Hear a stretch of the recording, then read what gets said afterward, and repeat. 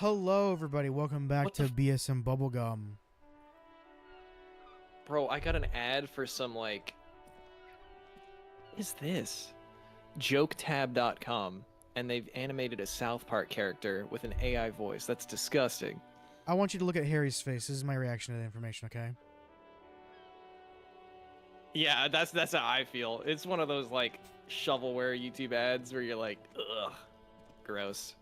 Okay, so a little recap. Last time we got to the racist number 2, and he was like not cool because he's racist, and also because he doesn't want to let us through, right? So I got to the point in the conversation where we had died essentially, and I was like, I'm going to subject myself to his racism. Your descent has only worsened since I last saw you. Yeah. You have really let yourself go. Anyway, so I subjected myself to his racism. I succeeded the check, and it was just like, no, you're not doing that. You do not want to go down this path. And I was just like, oh, okay. I don't know why it said that this time, but it was just like, yeah, you're just like not going to just put yourself through that now. And I was just like, oh, last time you gave me like an option between like, well, I'm gonna do it anyway, and an option where it was like, well, maybe that's a good reason to not do that. This time it was just like, nah, you're just not doing it, guy. And I was just like, oh, You're all right. not that guy. You're not that guy. So the only thing we can do now is try to knock him the hell out, or on the other side of the spectrum, the autism spectrum, we could go up here and try to jump off the wall again for the 50th time. Yeah, save before you do that though. If you want to attempt that, because it's just like at that point. Go down the staircase. You know, we keep and, taking damage from it. I'm sorry if people get angry at us for saves coming for the jumping thing, but it's only because, bro, we've tried it twice to no avail. We're just trying to experiment real quick, you know.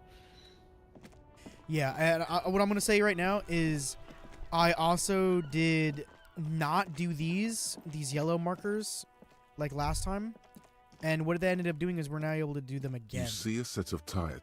Actually, that one's prior to that save, but Actually, remember ignore that one. that one is not that was not mm, part of that. However, the footprints should be unlocked again, if I'm not There are mistaken. several footprints Yes. in the mud, left by work boots. Oh yeah, 'cause we Anywhere failed from this 6 one. to 12 pairs have walked here. 8 pairs of boots There we have go. shuffled back and Hey, forth let's in the mud. go. Where else have we seen a gang of men in work boots? That's right, the hardy boys in the mess hall of whirling in rags. 1. Standard work boot. Steel reinforced toes. Number 46. Just like Titus was wearing in his booth. This is the big dick, Titus Hardy. The one with the ball cap on his head. Interesting. The big dick. They didn't even bother to change boots. Putting them on the scene is easy. Maybe even too easy. Continue 2. counting. Standard work boot. Steel reinforced toes. Number 44. Either the blonde muscular guy, Glenn, or the young guy with a plectrum around his neck. 3. Hobnailed work boot. Steel reinforced toes. Number 43. The inked banger, perhaps. 4. Standard work boot. Number 45 or 46. Theo, the old smoker. You think you even see a tiny fleck of cigarette ash inside the print. What else? 5.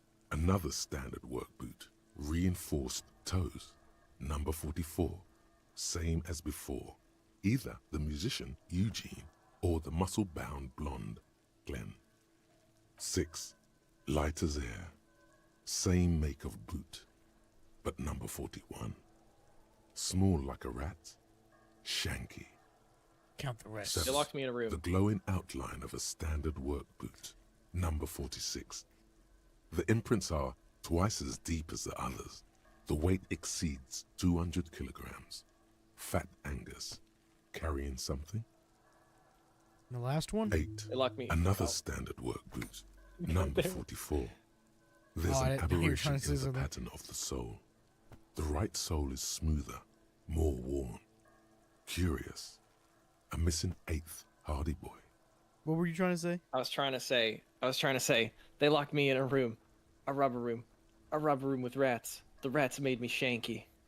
The rats had shanky Should have hit better boots. after 6, because 6 said small like a rat, shanky. It was a stupid joke. Anyways, Okay. also if you 7 hear sets of it, tracks, right? The Hardy Boys were here. there's a missing 8th. But there's a missing 8th. Yeah. So basically, I was about to say as well. Beeble and I are in the packing and moving process, and I'm over at Beeble's apartment at the moment. And if you hear a bunch of background noise, that's what that is. Because I was like, damn, some boxes really be falling down and be thrown around in the background. So I'll let you know. Hell yeah. But yeah. 8, actually. That's all? Interesting. Then one of them seems to be missing. Anything else out of the ordinary? Note to self. This would be a good question to ask Titus. Where's the 8th man? Point light step number 41 shoe. I'm guessing that's the skinny Hardy Boy. The one with his front teeth missing. You mean the rat-faced one? Yes, well, he did look a bit like a rat. You're right. Do you think those prints belong to him? Yeah. I could still be wrong, but I'm probably not. Everyone, 200 kilogram. 200? This could be the combined weight of 2 people, one carrying the other who's tied up. Let's say a heavily built worker carrying a similarly built armored man. Maybe it was a fat Hardy Boy, the one sitting in the middle. He might be right. 200 kilograms of living weight is unlikely. You're right. The fat guy from the booth was carrying the victim. Possibly, yes. But why? You thinking, why did they have to carry him? Yes, they could have used a makeshift stretcher or just march him up to the gallows.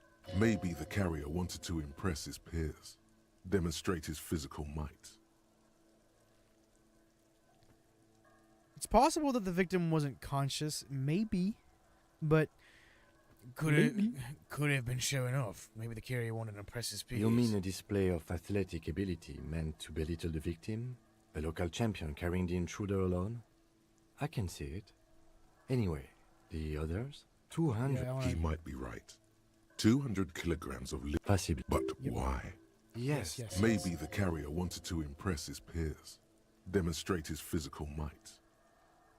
Maybe the victim wasn't conscious. Even easier to carry on a stretcher, or between two men. Anyway, it's for future consideration. What else can you see?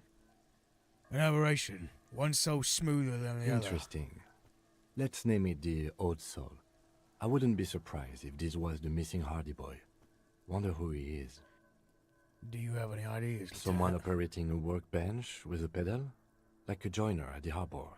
Or maybe a drummer? He regrets it the moment he says it.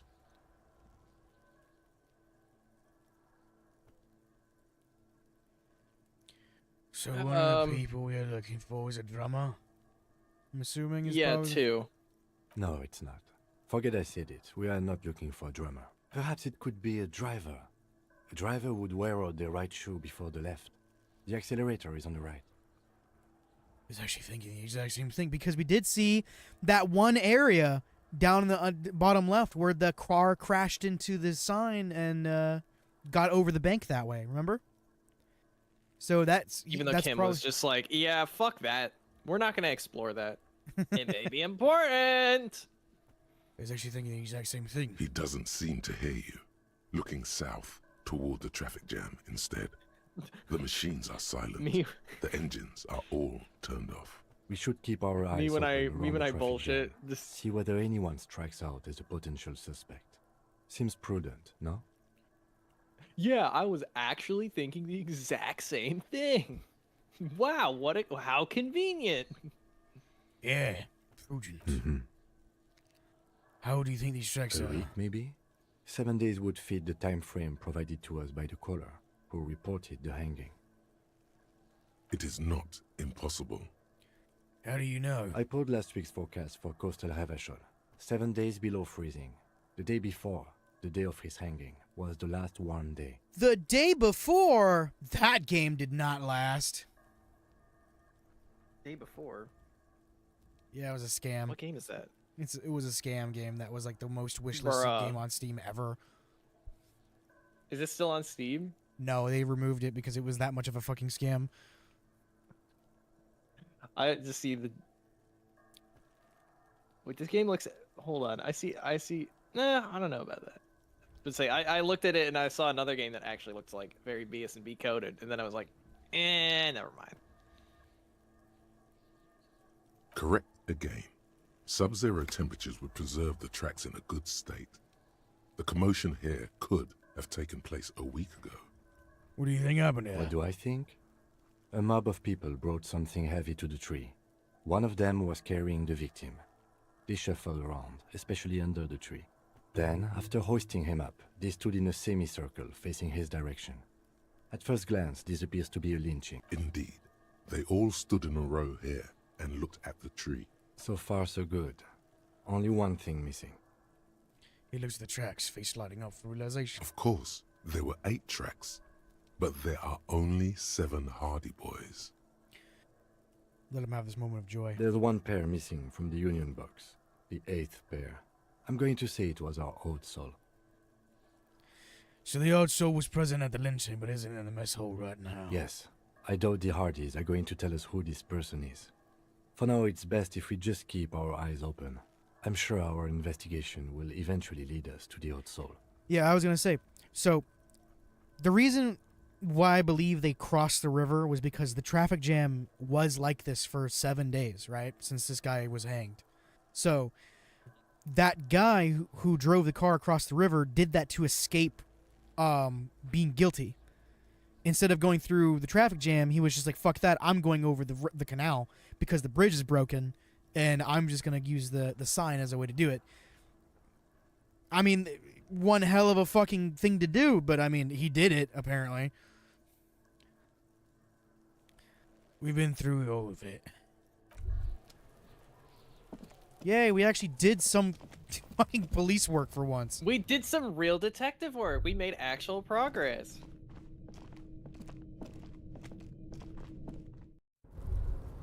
My name's fucking Kuno.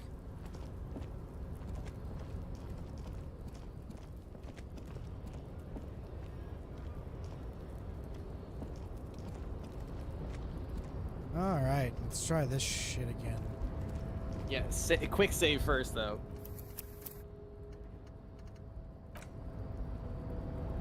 Actually, what is even the point of Tarpaulin cloak quick with saving if you can just possible save RCM markings normally like is that? still caught on Oh the railing. god. 8%? Lord. Do we have any skill points? We need more savoir-faire.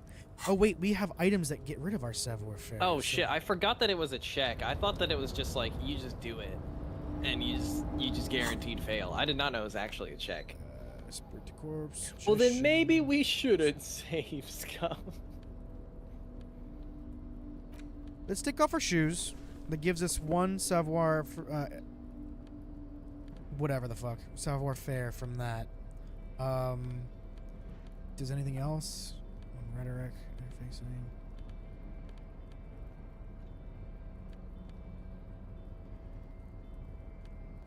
Yeah, since now we took off our shoes. Tarpaulin cloak with possible RCM Hey, markings is still caught. that's like on a the 1 railing. in 6 chance. So maybe. Let me see if there's anything else I can fucking do. Anything that gives us more savoir-faire.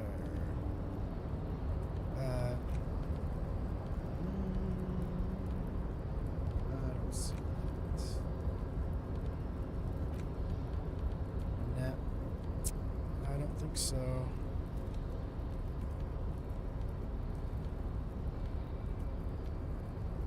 Yeah, no. That's A it. tarpaulin cloak with possible Yeah, actually, let me save right now, so I don't have to go and take my shoes off again. A tarpaulin cloak with possible RCM markings is still caught on the railing.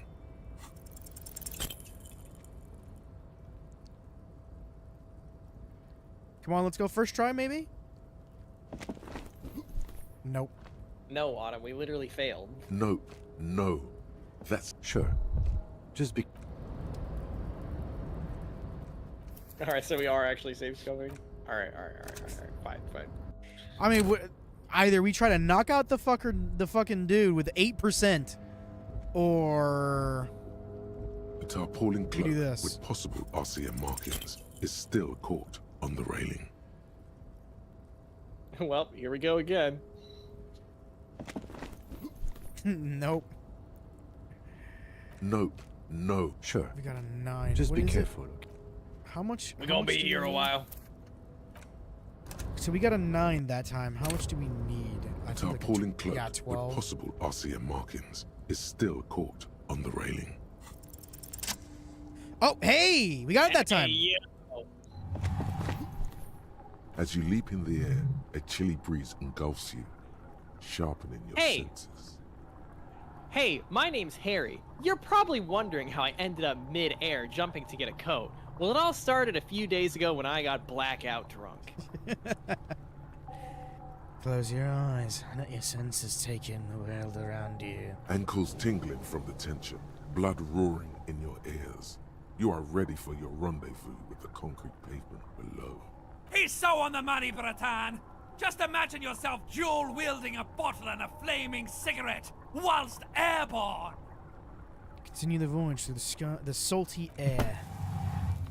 Yeah, As the concrete that's We how fucking I ended Hulk up here. landed. You realize it's been a while since you felt so alive. Alert, capable. Must be the adrenaline.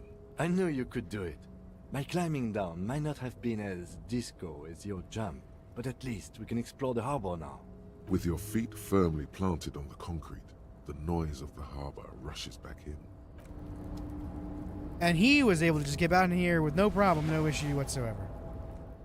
Yeah, because he probably just slid over the edge. Yeah, because we had a jump, but, you know, he was like, nah, I'm gonna fucking, you know. Alright, put your goddamn clothes back on. Or shoes. My clothes, my shoes, but those, thank you. Those green elf shoes. +1 shivers. Okay. Know thy neighborhood. Disco ass It looks blazer. like we're, it honestly looks like we're about to just go to court. Or graduate. You know. Collecting rainwater. Can we open this door now? Oh, hey, what's this? Nothing apparently. Giant ass print on the pillow and pattern of coffee rings on the armrest. Someone is habitually chilling next to the radio. So it wasn't a red herring. It was actually Book something Le with Fume, your- volume number 1, number 4.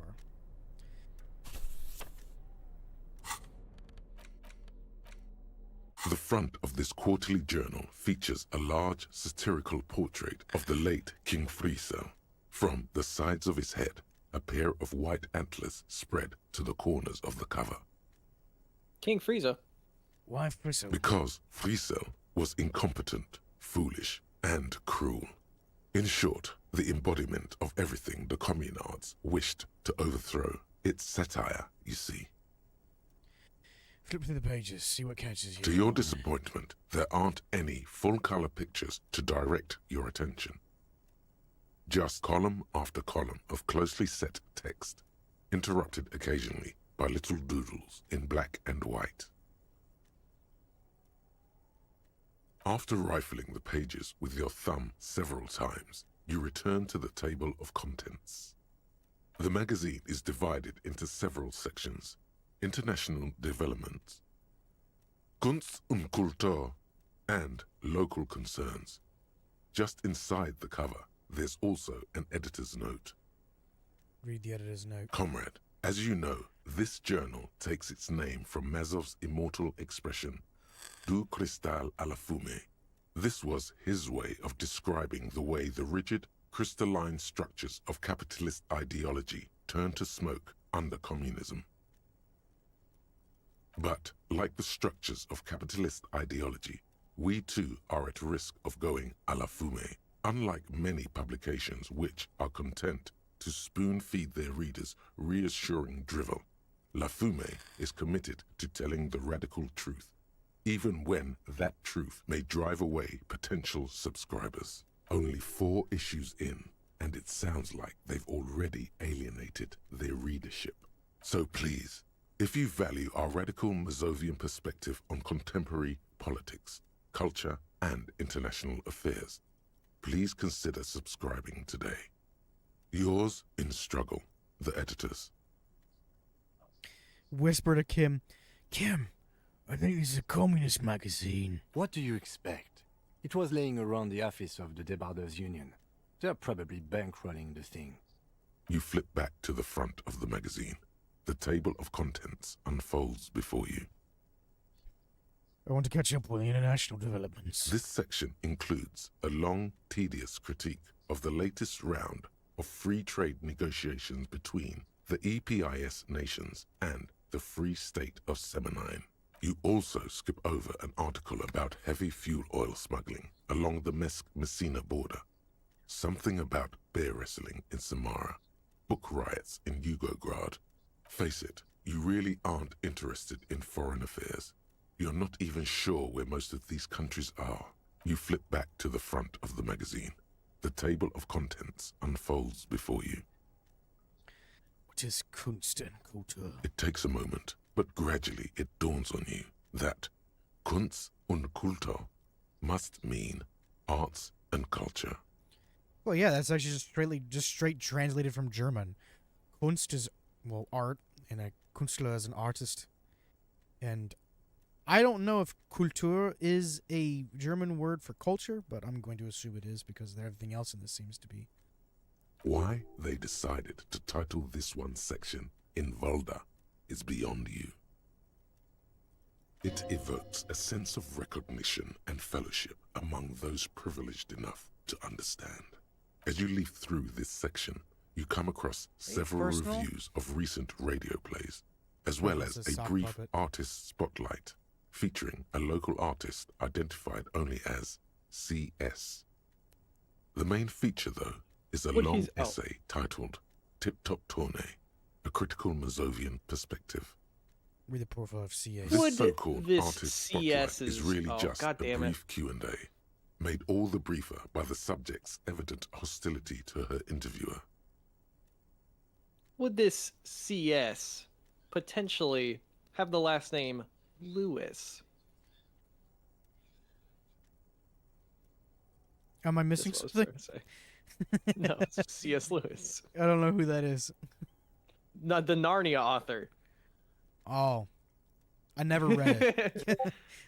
Yeah, him and Tolkien were like kind of rivals. Actually, Narnia exists because Tolkien was like, man, I hate that trope of like the real person from the normal world goes into the fantasy world. Just he hates isekai. He was the first isekai hater, and C.S. Lewis was like, man, fuck you, I'm gonna make an isekai. And then he made Narnia. It's crazy. Just a moment. What is this tip-top tourney? The actual article is surprisingly light on details, but after skimming a page or two, you gather that it has something to do with motor carriage racing. If you don't follow it, you only ever hear about the ludicrous sponsorships and obscene death toll. Oh my god, Autumn, we just dropped a video. Oh yeah. All right, let's see what these communists have to say Don't about watch it. tip-top. Watch the stream first. You think you're settling in Then for a watch it. relaxing recap of the most recent season, maybe sprinkled with some nice anecdotes about a few of the more colourful drivers. Instead, you find yourself skimming a 10,000-word feature about all the politically problematic aspects of Tip Top Tourney. Wait, what's wrong with tip-top? Where to even start? For one, there's the crass commercialism of its sponsorships, and then there's the practically criminal emphasis on deadly motor crashes. So, all of it, basically. I wrote this stuff. Oddly enough, this article has two bylines. Nasteb Encolada Bernal and Exilus Buka. There's no way those are real names. Bucher just means so Buch is just book. Bucher means like a person who books. I guess that's just Booker. German. Booker sounds like a real name. Wait, why aren't they real names? Have you ever met anyone named Exilus? Come on, they're plainly pseudonyms. What's so bad about sponsorships? Under capitalism, the article says, every pursuit has its price. Every pleasure, even one as elemental as the joy of racing others around a track, is reduced to an advertising opportunity. Thus, the so-called tourney becomes a competition between increasingly meaningless brand signifiers. Your discount laundry detergent racing against a pack of Astra cigarettes, or even a fritter. Right. Right. But then you get to see them crash. And that precisely is what's problematic about it. Were it not for the promise of random, spectacular violence, audiences would quickly lose interest. That's why I don't like NASCAR. It's just fucking driving left for an hour. It's so boring. Oh my god, what could possibly come next? Oh right, left turn. Like, oh my god, that guy crashed. Okay. Well, that's actually sad.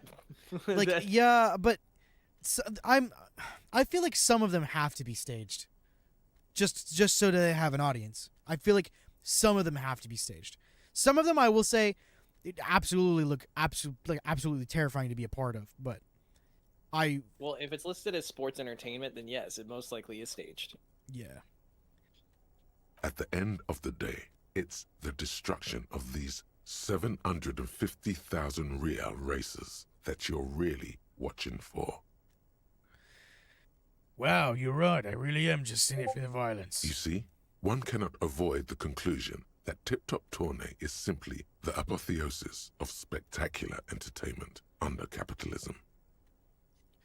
Kim, did you know that Tip Top 10A is actually against an orgiastic ritual of capitalist destruction? I have no idea. I can safely say the thought had never crossed my mind, Detective. The lieutenant froze his brow.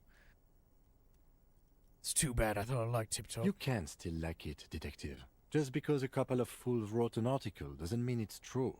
If I had to wager, I'd say they've never even seen the inside of a motor, much less a motor race. I take whatever they write with a large grain of salt.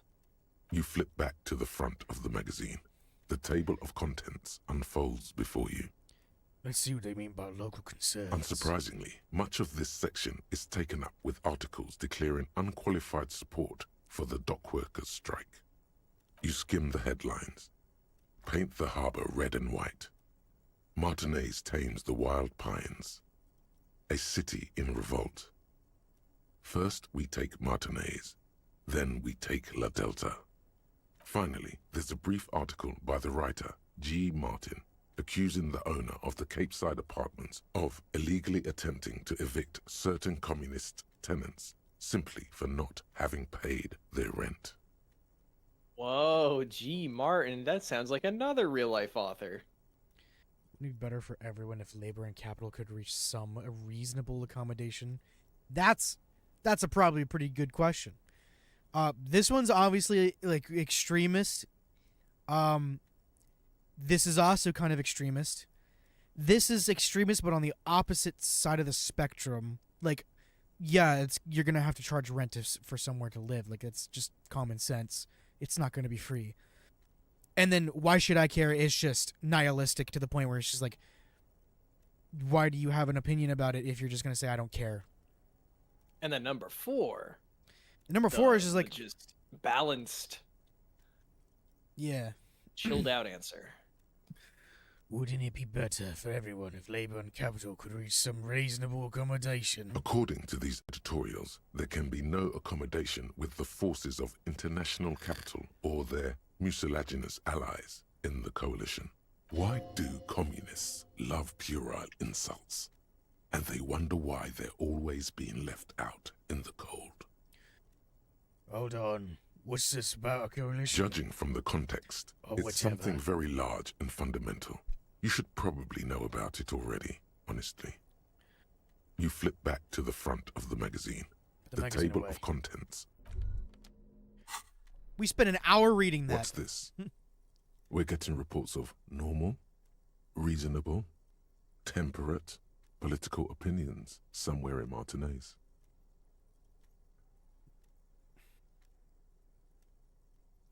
This is because I keep saying none of the above to political stuff, isn't it? Bruh. That's amazing. Yeah, I'm going with number 3, man. Yeah, let's go number 3. It's also about that, but it's also more. Perhaps it's the hangover.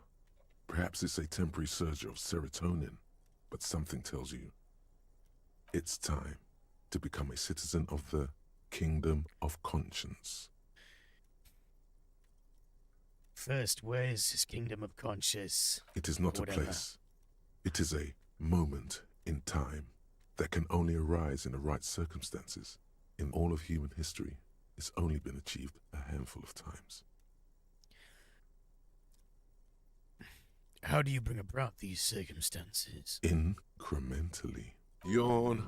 You'd get there faster with a little speed. Stop with the drugs! History's greatest catastrophes have been brought about by people trying to make the world a better place.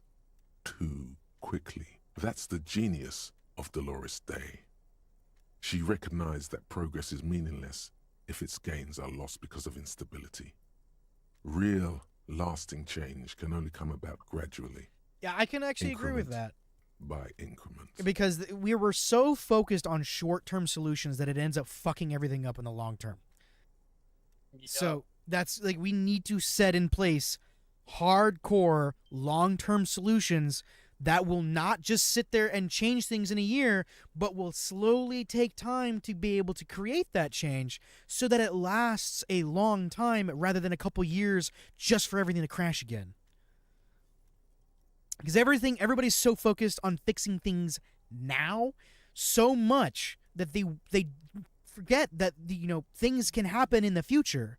So it's just like, let's fix the economy now. Like, let's Reagan, when he fucking got rid of the goddamn gold standard, it's like he used a short-term solution to fix the country's debt, which then in turn made them even in more debt in the future. Because he didn't have a long-lasting goal.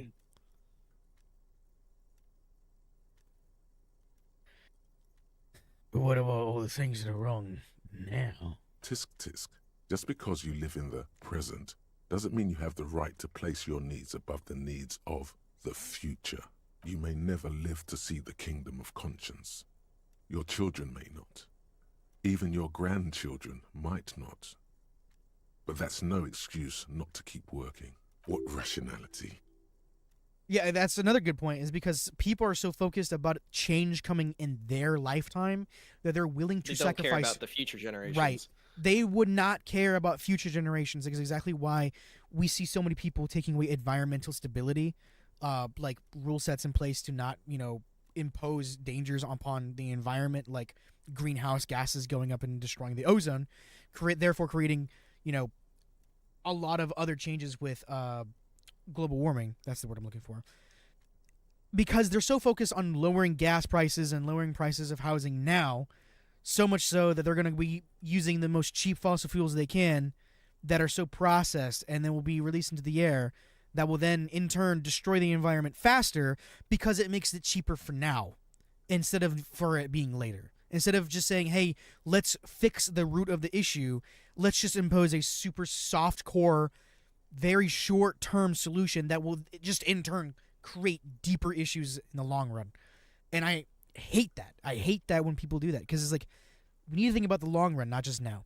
If I can understand that my life will be difficult, but it will create better situations in the future for people outside of my generation, then I would absolutely work for that. But just these politicians and people just have this thing in mind where it's just like, our generation matters only, everyone else can suck it because we have it hard. Well, and I get why they think that, because they basically are just egoists. Like, they're basically viewing this life as just like, oh, all that it is just my window into it. Like, that's all that matters. When it's like, no, the world is greater than you. There's a bunch of people that are going to come after you that have to deal with your sloppy mistakes, and you don't want to be selfish and act like this is a sandbox game and you're the only player. This is not a single player game that ends when you die. Like, it's a world. It's an MMO. We have to make it better for the future generations. Exactly. But unfortunately, a lot of people either don't care about the important things because it doesn't affect them right now, and or they just say, I want the things that do affect me to be fixed as quick as possible, which is not the correct answer. Well, and when you look at it in the sense of America, where we re-elect someone every 4 years, they're basically like, I'll do a solution within my few years that's only going to be good for a few years. And then it just is a never-ending cycle of people trying to get a bunch of short-term decisions while they're in office. Right. Yeah. Because, immediate change, people like that. They're like, damn, this dude's going to fix this rough situation we're in immediately. I'm going to vote for them. But, like, that's not how we get long-term benefit. Right. Yeah, you're right. Because this is short-term solutions only bring short-term relief. That's the issue. And I feel like, yeah, it's going to be a struggle for a while having to deal with the fact that our generation is probably not going to see the change that it needs, but at least we'll know that we're bringing some change into the future. It's going to suck. Yep. It's going to hurt. It's going to be absolutely fucking terrible having to deal with it, but we should try to make the world a better place, not just 10 years. What benevolence? What a fucking joke. Yeah, the one that's using drugs is always like, I'm gonna fucking, yeah. Wait, is the kingdom of conscience really about doing things or just preserving the status quo? Do you believe the status quo is preferable to chaos and bloodshed? No, I personally no, I don't think so. It depends on what your definition of that is, because in my opinion, it's like, is the status quo of just going to work every fucking day and just doing the most monotonous it depends on job what ever. the status quo is. Yeah, You it's know? like the status quo of keeping our country safe and having a good, a good economy with actual functioning people of society. Okay, I would appreciate that. But if it's like the status quo is make yourself work to death for 70 fucking years of your life, not be able to afford anything after because, like, a good example in America is like the Social Security is dying out, so we're not going to have that retirement that we paid into. Then I don't think the status quo is worth keeping around, is it? It's just the philosophical debate of do you try and fix a broken system or do you just restart it? Yeah. You know? Then you've never lived through real chaos. Sometimes, in the face of great disaster, defending the status quo is progress. Yeah, it just depends on the context of what the status quo is. Okay, but what's the kingdom of conscience actually like? The kingdom is difficult to comprehend, and even more difficult to describe, partly because humanity will need to discard many of the categories that define and limit it today. The kingdom of conscience is post-capitalist, post-national. It's also post-industrial, post-ideological, and even post-sexual. I don't think I want Sounds to be incredible. Alonzi, it's me, the doctor. We just assume. Sounds incredible. Alonzi, let's go here right now. Opt-in. Slow down, Mr. Reasonable.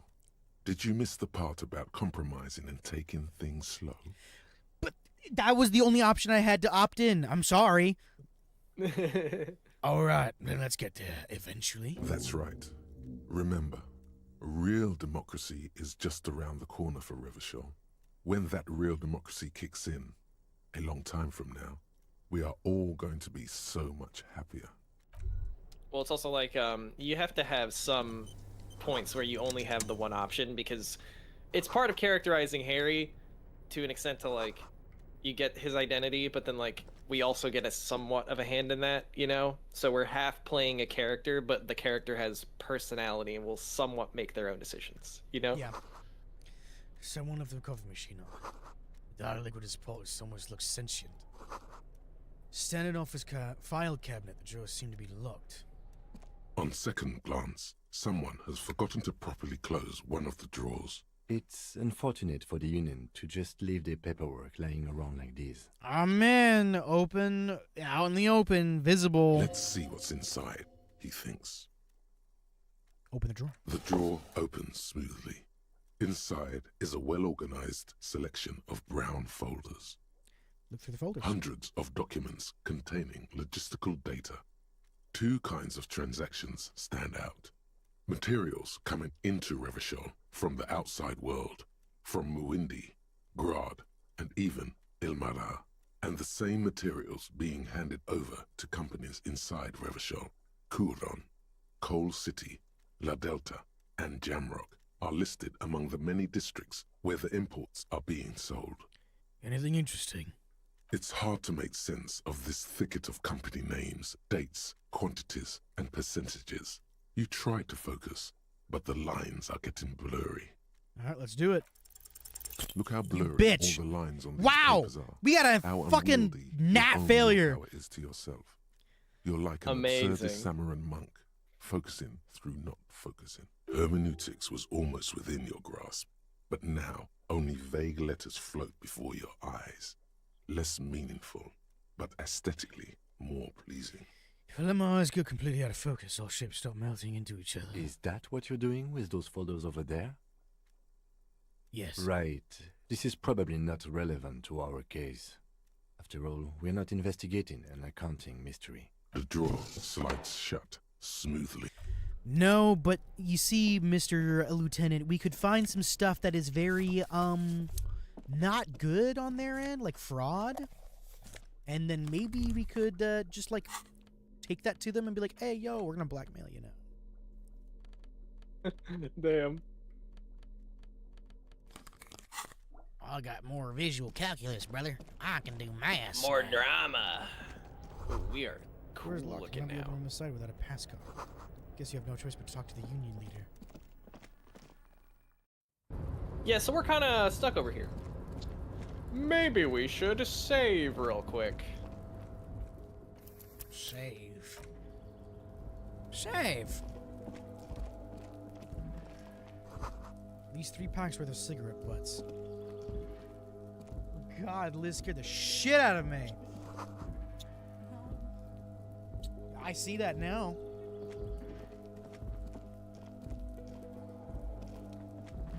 This is the night watchman's booth.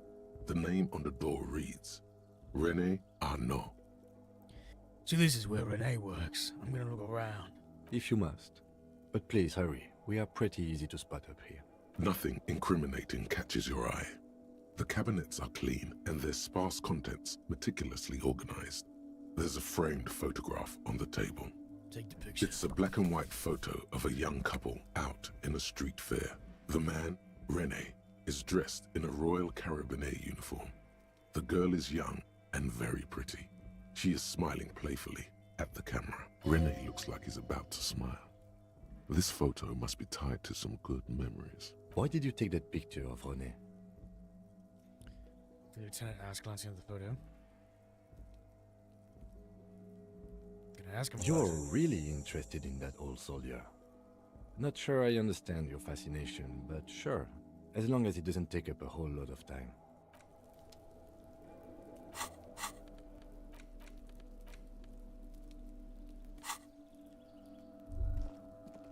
Money? Let's grab all these bottles for money, eh? Hell yeah. Money, yay! I like that money, eh? Oh, there's a lot of bottles. I'm rich. I'm rich as fuck, You dog. can hit take all, I think. That may... Unless it's just all in... No, don't talk to Lieutenant. Lieutenant, get out of my way. I'm bottle collecting.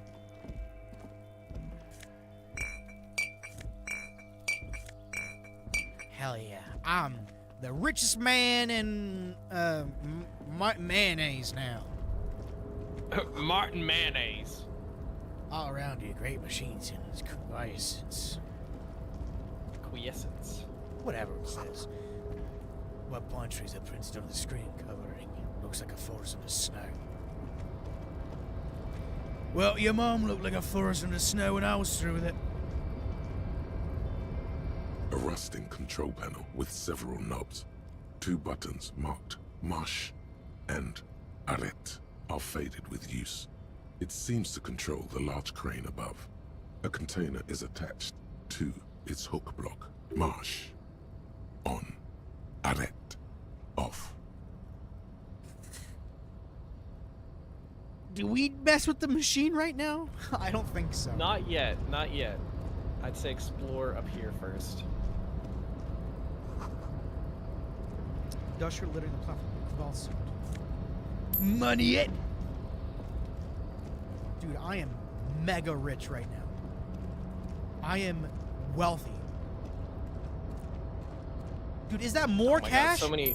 Oh my god, I am rich. The shipyard. So many branching...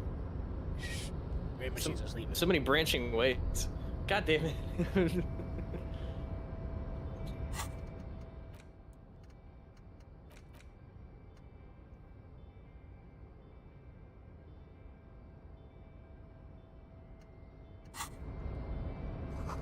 The speaker tower is silent. There's no word to acknowledge the yard below. Musk of oil and rust comes from the mechanism in front of you. Smells like blood. It smells like grok. Smells like Grok AI, my girlfriend. More money! Look at sir. Container, container, I'll turn you nice and red. Container, container, put the logos on. The lyrics to this container song are being That doesn't made even up rhyme. as he goes along. The accent is so thick, it's impossible not to notice he's Ubi, from the vanishing peninsula of Ubisunt on Muindi. Container, container, used to be Wild Pines. Container, container, now belongs to Everard. The tiny man is so engaged in his work he does not notice you. Oh, Everard, he looks after everyone. Huh? Well, hey there. How can I help you, mister? The look in his deep blue eyes is as sincere as you've ever seen. Kind of makes you feel like an arsehole for no apparent reason. I see you are not a union man, mister. Did you get lost? You're not one of them scabs, are you?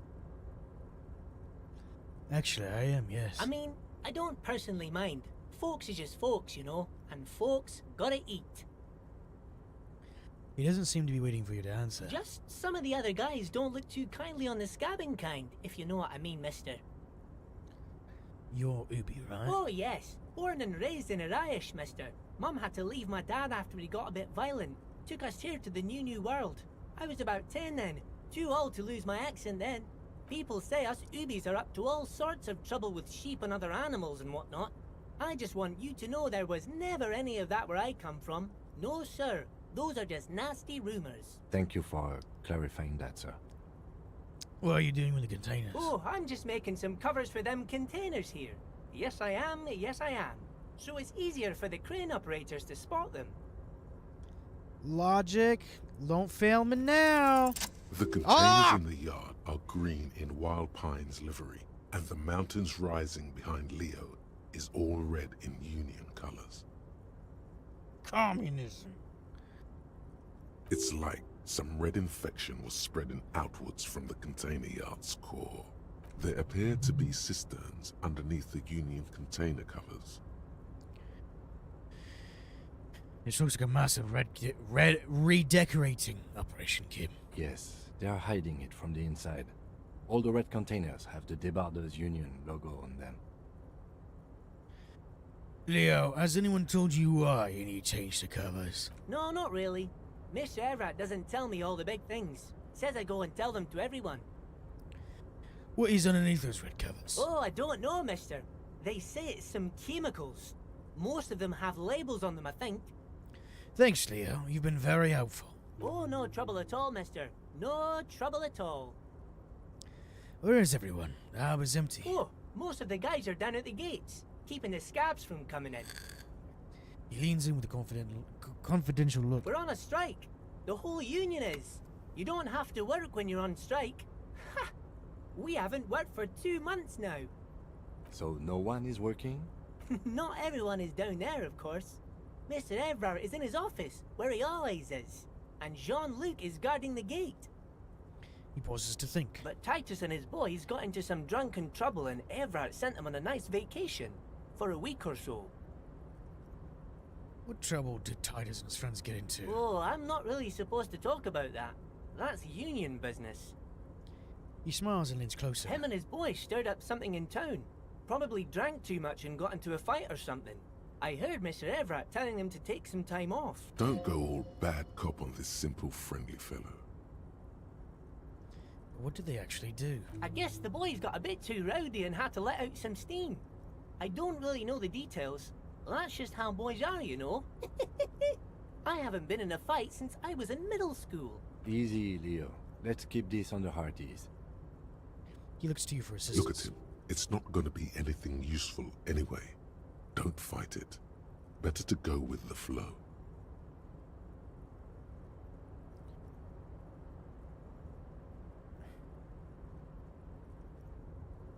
I mean, I would like to gain his trust by listening to him. That sounds like a good idea. If I let him open up about what he has to offer, then maybe he'll open up to what the other people had. Okay, Leo, let's hear about this fight you got into. I remember I was the runt It's of the about. class. Oh wait. The bigger boys always used to pick on me. You see, I had a bit of a temper back in the day. Flew off the handle like nobody's business. See, gaining his trust is the long-term solution. Eh? Yeah? Eh? Eh? Collect those shillings? But Mr. Everett and his brother always came to help. Once they beat old Noel Becker so bad he needed stitches on his head. Noel never started another fight with anyone after this. Mr. Everett and Mr. Edgar are real nice guys, mister. You should go talk to Mr. Everett. I'm sure you'll be good friends. He's friends with everyone around here. Little guy starts coughing. You're never getting anything useful out of him. It's good enough you found out Everard has a brother called Edgar, and he helped Leo. Do you work here? Yes, yes. Everybody needs a job, and this is mine. I'm Leonard, by the way. Leonard Bellick. But everyone calls me Leo. The little man raises his hand in a Easy, Leo. Unlike Mr. Everett's right-hand man when Mr. Edgar is out of town, and Mr. Edgar's right-hand man when Mr. Everett is away. Actually, Miss Beaufort is the right-hand man, but she's a lady. Who is this, Miss Beaufort? The lieutenant looks up at Leo. A real pretty lady with a skin like those Douai Sucre candy bars my missus likes so much. Them are real nice to suckle on once the dinner is done and me and the missus sit down beside the radio. I didn't like the way the suckle was. A suckle on. But I can't listen to the radio all the time. There's so much to do around here and I'm always busy keeping things running here. Yes I am, yes I am. Stay on this Miss Beaufort topic. Yes, you are. Yes, you are. Hold on, who's this Miss Beaufort you mentioned? Oh, Lizzie, she is a real sharp tool. Mr. Everett put her through some fancy school and everything, east of the river. 4 years she was gone, and when she came back, she was all fancy and lawyerly. He respects that word. Yo. That's obvious. Yo, Liz is in this game. Holy shit. Crazy. But she's a real nice girl. Grew up in this here neighborhood, knows everybody and gets along with everyone. Real pillar of the community one day, I'm sure. For a fraction of a second, there's sadness in his eyes. If me missus and me was to have a child, I'd be real happy if she turned out like her. But she can't have kids. Dr. Lemaitre said so, and she knows about such things. Been a doctor for almost 50 years she has. He sighs and falls silent, watching you meekly with his blue eyes. Law school? Could she be talking about the union fixer, aka the gardener? Okay, so this is the union fixer, the gardener. Looks like it. I'm not sure what a fixer is, but she is a real nice girl. Smart as a whip too. The little guy smiles a disarming smile at you. Telling the gardener you know her name might throw her off. Perhaps something to consider later. Good point. What's in that container over there? Oh, that one. That should be empty as far as I know. Lots of containers here have nothing in them. They're just waiting to be loaded up. I'm looking for As the leader far of as you darkness. know, huh? So you wouldn't mind going over there and showing us that there is actually nothing in that container, Hmm? See? Hey, you see? Yeah, see? Oh, you want Mr. Everett then? He's an awfully nice fellow, he is. Him and his brother are both nice fellows. They've lived their entire lives in this here neighborhood. He coughs, then continues immediately. Guys like Mr. Everett and Mr. Edgar, his brother, are real good guys. Made Martinez what it is today. Mr. Everett and Mr. Edgar and I went to the same school we did when we were boys. Easy now, Leo. I just want to know where I can find this man. Oh, Mr. Everett is where he always is. In his office, of course. He points to the 2 joint containers on your right. Bye-bye now. Bro legit talks like people. With just the way that he'll say, Yay. like, I did something. I did. That is something she does all Banner the time. sags under the weight of the rain and snow. White waves on red. I did not hit her. I did not.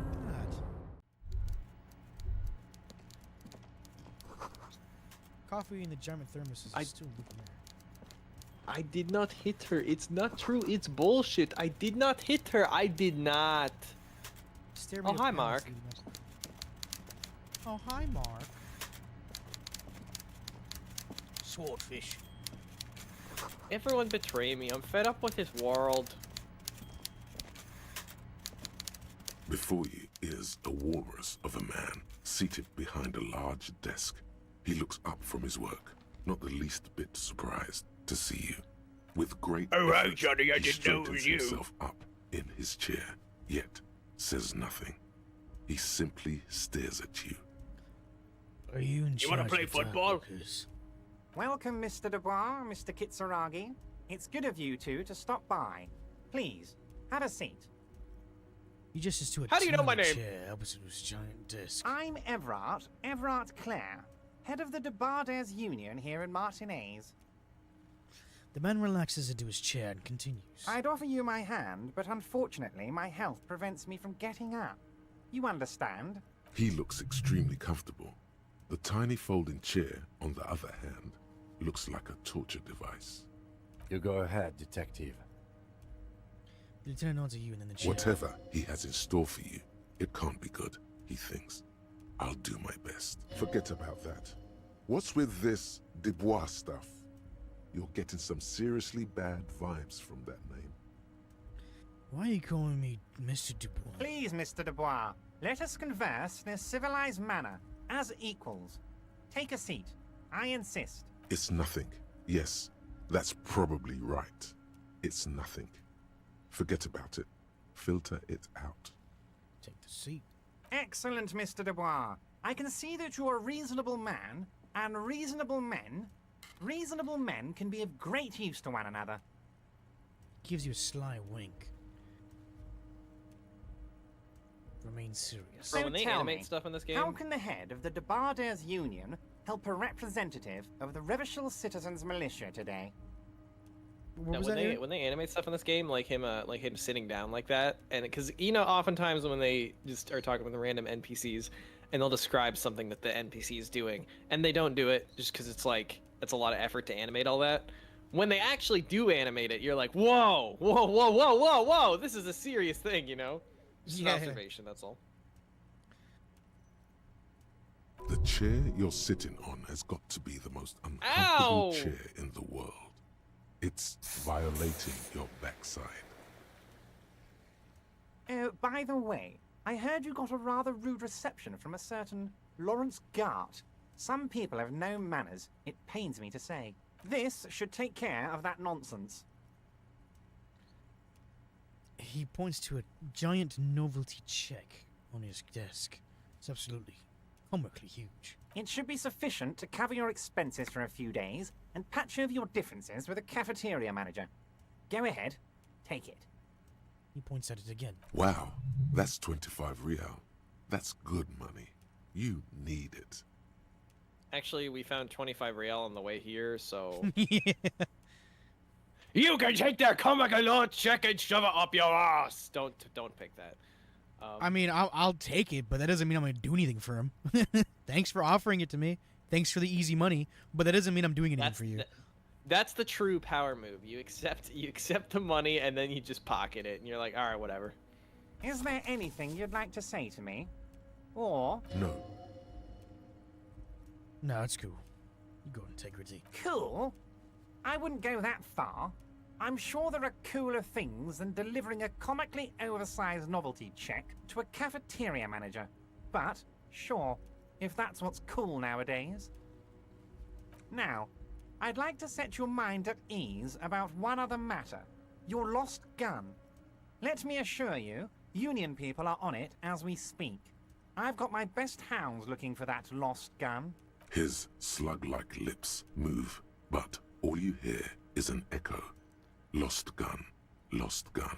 The world is swallowed by a black hole of fear. Only two words escape its gravitational pull. Lost and gun. When he said, "Don't worry," he actually meant, be very worried. Wow, talking to this dude really is taking a toll on our health, just in general. It's just like real work.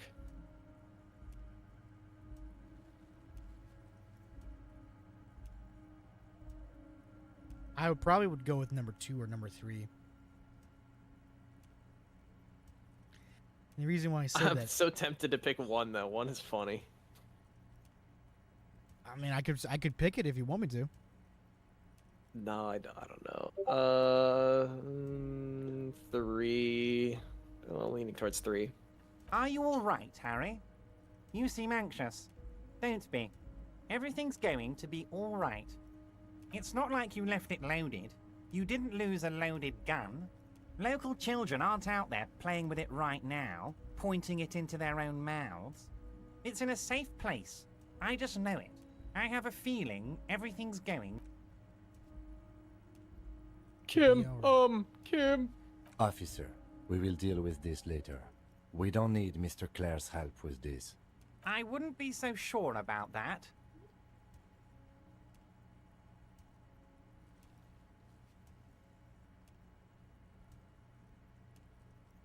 There's a wet chicken on top of my monitor. God, you're sweating. Your knee is jerking. You're about to cry, aren't you? You're about to cry because you lost your gun and those children are gonna shoot themselves with it. So what men can That is cry? legitimately see, but that is legitimately something to cry about if it was loaded. Like You that's want actually to sad. cry? God, you're weak. Whatever you do, don't cry. He'll think you're disgusting. Mr. Dubois, you don't look so good. What is this, Mr. Dubois? He keeps repeating. What is he trying to pull here? You need to cool the fuck down. Chill. Mr. Dubois! Mr. Dubois! Harry! The large man snaps his fingers, but no effect. You're in stupor.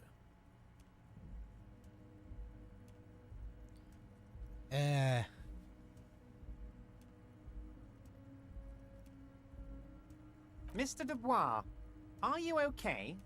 Can I get you a glass of water or something? Are you having some kind 25. of medical emergency?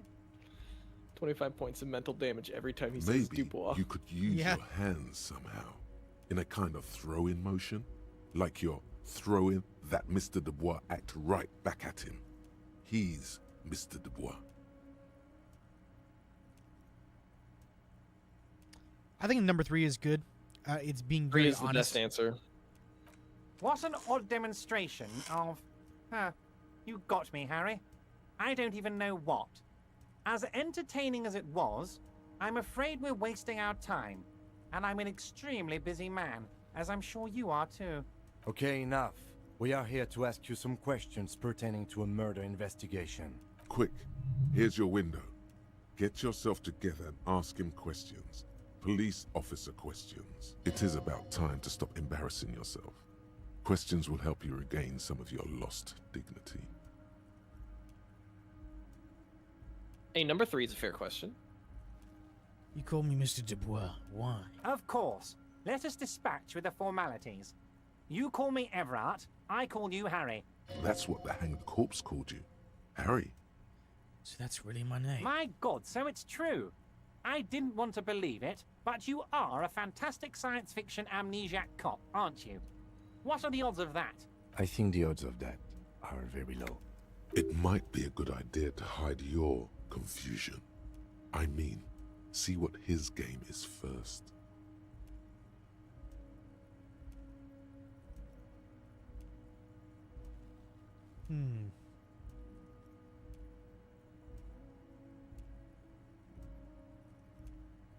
My memory's fine. I'm just testing you. So good to hear that, Harry. Apparently my sources were wrong. However, if you did have a spot of memory trouble, I could help you out. With my big fat folder. Words flow like a river of honey from his lips. Tempting, but don't take it. I guess word has already reached him. No matter. No harm done. It's just a brown folder. You can't make out what's written on it. Are you trying to tell me you've gotten hold of some of our documents? The lieutenant inspects Everard over spectacles. Mr. Kitsuragi, would you mind? Me and Harry are talking about his lost identity right now. Don't just jump to the folder. That's not smart. Shows you're on the edge. Do some probing first.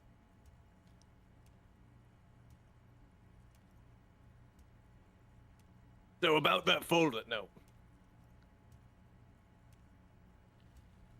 Let's get this straight. What is my full name? It's Harry.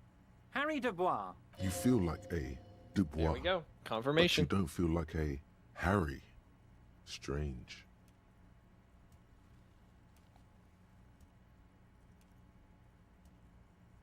Okay, I like it. I can work with And it. Number I can 4. work with you, Harry.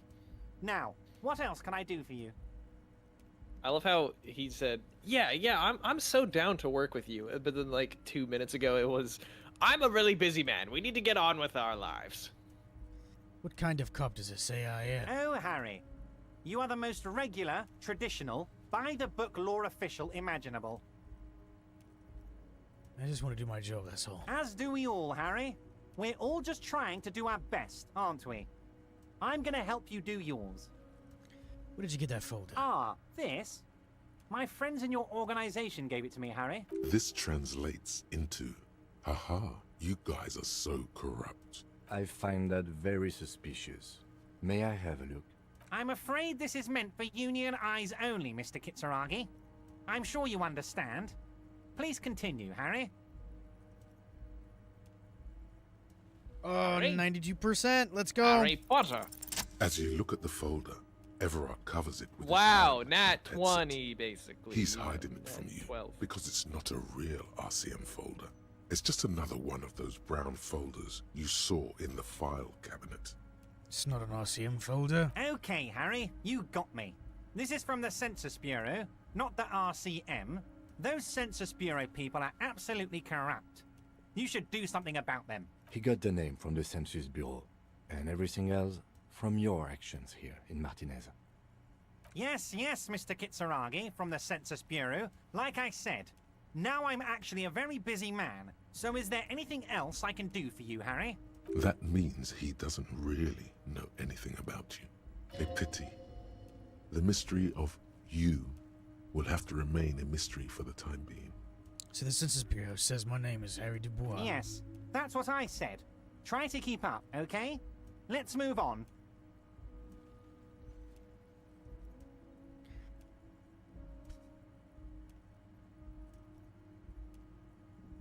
I want to talk about the hanging. Oh, of course. Number 5. That's your main thing here.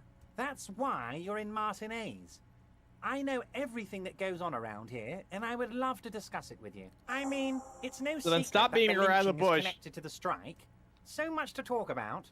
Honestly, it's been weighing on me so heavily. I understand you need to interview me. My senses are Okay, make butts. like Slipknot and spit it out. But there's a thing that's been keeping me up at night. I want to talk about the hanging.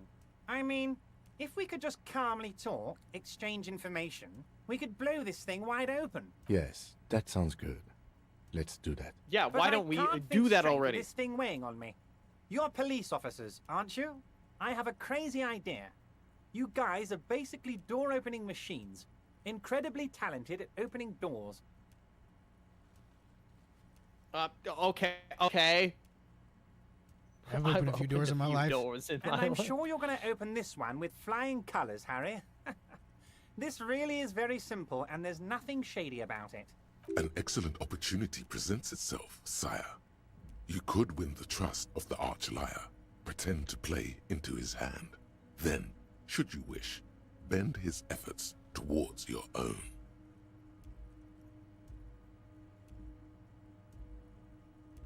Whose door is Oh, it? no one's. It's just a weasel. A weasel lives there. Nothing for you to worry about. Why don't you just open it yourself? Harry, I'm a very busy man, and more importantly, I don't have that extraordinary physique you do. You look like you could run around all day. You want to send someone a message that the police are working for you. I repeat, I'm a very, very busy man, Mr. Kitsuragi, and therefore I must occasionally enlist outside help. So what will it be, Harry? But you don't even know anything about the hanging, or now what do you mean by weasel? A loud blabbering weasel. When weasels feel no one is watching, they start acting foolishly. He removes his glasses and rubs his nose. Just go there, unlock the door, and leave it open. It's been such a burden on me, Harry. I just want this to be over so I can discuss business with you. Damn it. I bet It's you just, don't even... I don't know. It's weird. It's weird to see "damn it" spelled out like that because I feel like 90% of people say "damn it," not "damn nit." You know? I see like people- the actual proper spelling. I see people spell it as D-A-M-M-I-T. Yeah, that's what I'm saying. Like it's always "damn mit," you know, like how it actually sounds. Because for some reason, we just decided to make "damn" spelled with an N at the end. I bet you don't even know anything about the hanging. Harry, my dear friend, I am what people call a local bigwig. I know everything that goes on in Martinez. Move it. I say number 6. Hold on, this is something very, very random. Have you ever played the Spy Fox games? The Spy Fox games? Yeah, the Humongous Entertainment Spy Fox games. Nope. Can't say I have. There's just this character called Mr. Big Pig, and because he said big wig, I don't know, it made me think of it. And I was about to be like, if I just awaken a core memory in autumn, it's going to be a beautiful moment. And if not, it's going to be a really stupid moment. And it was a really stupid moment. I can't accept this thing for now. Of course, Harry, I understand. But if that's the case, I don't think we'll ever find your gun. Even worse, we won't be able to speak like equals about the murder. Perhaps this was just bad timing for you. Know that you can always come back to me. I really hope you do. For your sake, my sake, and for your gun's sake too. Yes, we both understand what you meant. This may be the only way, he thinks. I won't hold it against you. In fact, we probably should reconsider later. So the union's involved with the local drug trade. What? Harry, how could you say that to me? You know I appreciate a joke as much as any Johnny Fat Guy, but I can't take slander. Are you actually investigating this? The reaction appears to be sincere, but it's impossible to tell with this guy. Honestly. No comment. Just self-aware jolly fat guy I'm laughing at. Harry, you wound me, Harry, in the heart. But I trust you to put this to bed. Do what you must, and let's change the subject, shall we? He's hiding his real reaction beneath courtesy. Thank you for your understanding. We will continue to do what we must. You too, Lieutenant. You know, I like you, but you never were my favorite. I'm a That makes one of us- Harry guy. no. I'm Team Harry. Well, with that fucking bald spot you're making, I don't think you're a hairy guy, really. None taken. Do we have anything else to do here, Harry? Oh!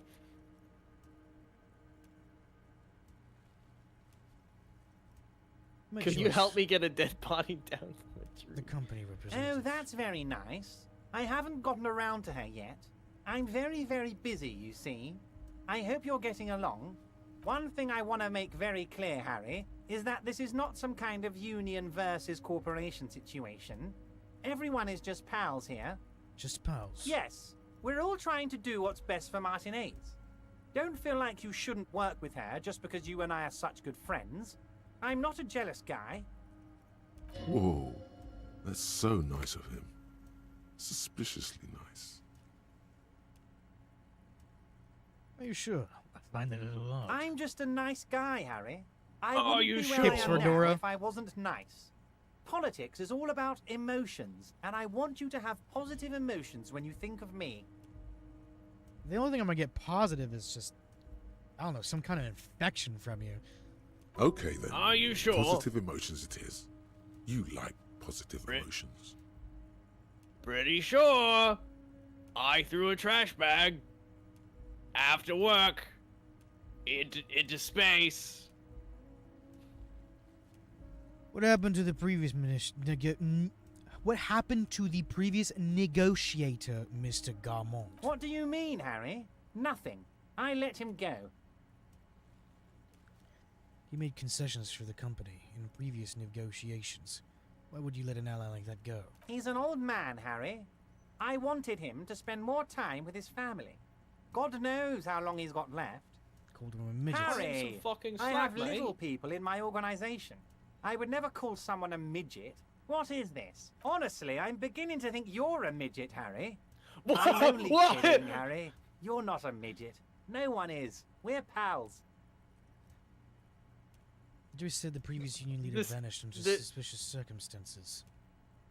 That reminds me of like when I was a kid. I had this gym teacher who his thing was he'd go like, I'm not gonna say any names, and then he would list off like 3 kids' names, and we're just sitting there looking at each other like, bruh. That literally, you just did what you said you wouldn't do in the previous sentence. That's crazy. Joyce said the previous union leader vanished under suspicious circumstances. Vanished? Harry, the woman left her casserole in the oven and couldn't make it here in time for the voting. Oh, did I leave my casserole on? Better go home and check. The election can wait. When she got back, the whole thing was over. Wait, There was no mention of a casserole from Joyce. Funny, Joyce didn't mention any casserole. Harry, Harry, Harry. Do not fixate on this little matter. Maybe it was a rabbit stew, or a hairdryer, or an iron. The point is, her heart wasn't in it. Mine was. That much is true. His heart truly is in it. Though you wouldn't think so by looking at him. His heart's in it because he wants the money. If it's spilled blood you're looking for, Absolutely. then there certainly isn't any in his expression or demeanor now. Everard, Joyce seems to think the union's lowballing her. Yes, yes. Low balling, of course. This isn't a casino, Harry. Real people, real livelihoods are at stake here. But everything's a casino for those rich types. His expression makes it clear. This is childish and irresponsible behavior. Why haven't you let her in to see you? If she actually wants to see me, she will find a way. Any good negotiator would. And I just don't have anything to discuss with a bad negotiator. He doesn't want to see her. It's as simple as that. Okay, let's talk about something else. Of course, Harry. Let me just assure you one more time. It's perfectly okay to share anything we discuss here with this Joyce. This is a completely transparent organization. I have no interest in what she is doing, but I myself have nothing to hide. Your business is your business, and I respect your privacy. Just remember, none of this is secret. Tell her about all of it. My brother's picture, my singing swordfish clock. Tell her how overweight I am and how I'm helping you find your lost gun. Tell her about everything. Everard doesn't mind. It is rather interesting to tell people things about each other, isn't it? It was nice telling him about her right now. Aren't you gonna ask me how I got in? Harry, honestly, I'm just relieved you didn't get a hernia. A man your age...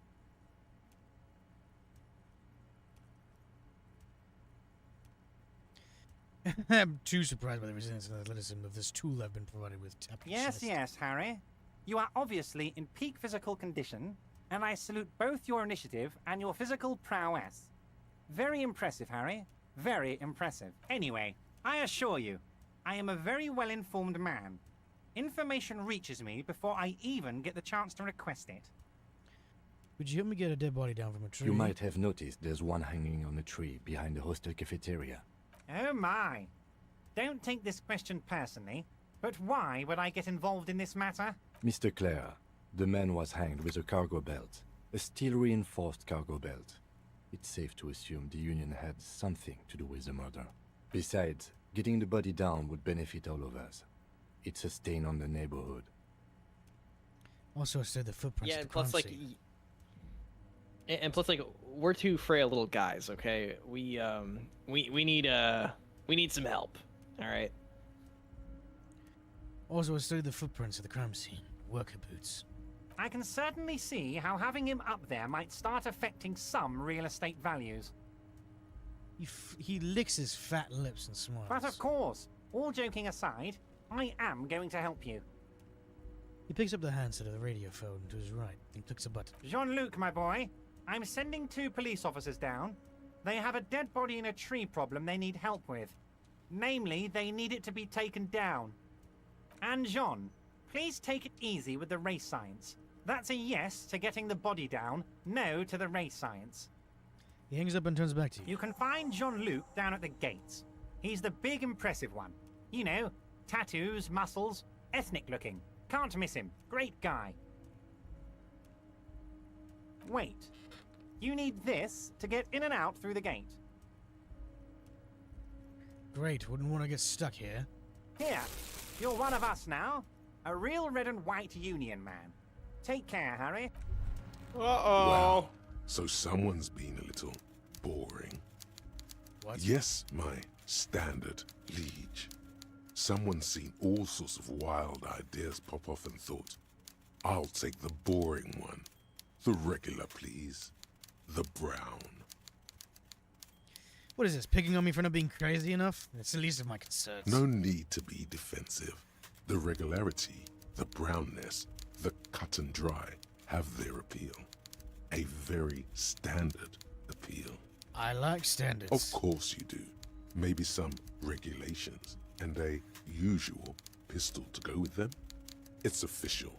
My lord's copper type is regular cop. I'll let everyone know. I'll send out a telefax. Why not? Send it to the fax then. I'm not ashamed. Done and done. No actual communiques will be sent, of course. That would be too dramatic.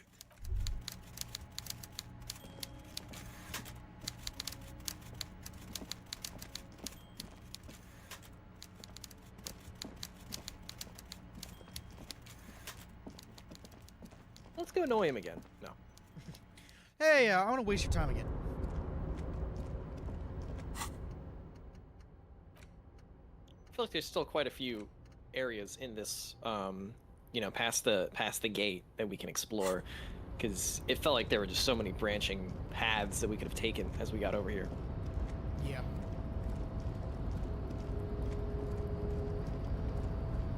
We also have to remember to do that that one thing where it was like after a certain time we go to this apartment. Yep. I don't remember exactly what the time was or what the significance of that was, but I remember that's a thing we got to do. We got to keep thinking about. Yeah, we gotta go at 2100. If I'm not mistaken. Okay, good. In my mind, I was thinking like 11 p.m. But there you go. It's a 9 p.m. Let's see, task.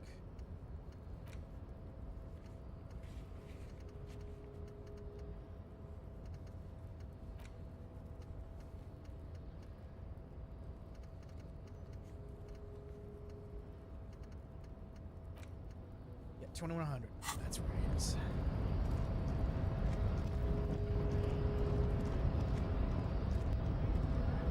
Your race descent has only worsened since I last saw you.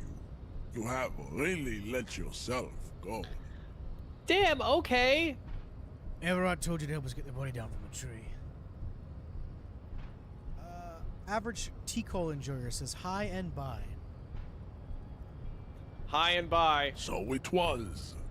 You surmounted the harbor wall in a display of athletic prowess to reach my superior.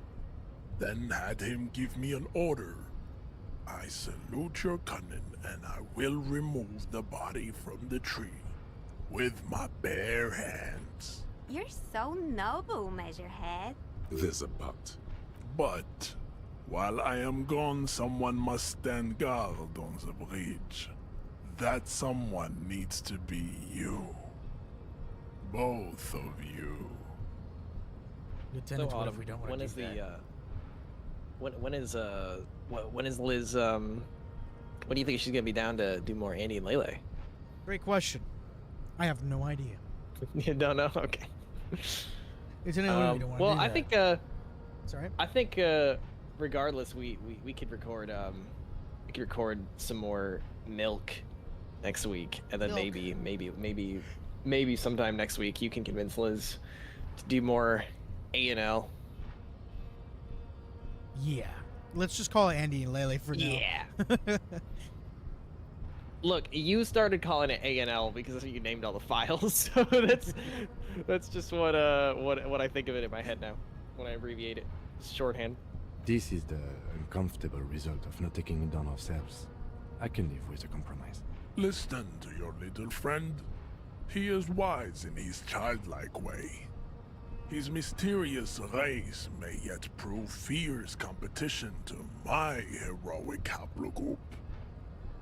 Okay, then. Babe, see that they stay here the whole time. Damn.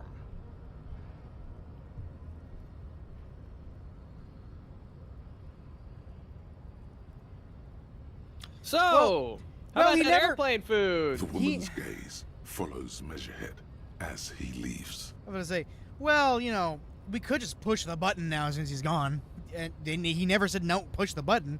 He just said stay here, which I am here. And plus, So we you know guys because are like cops or something?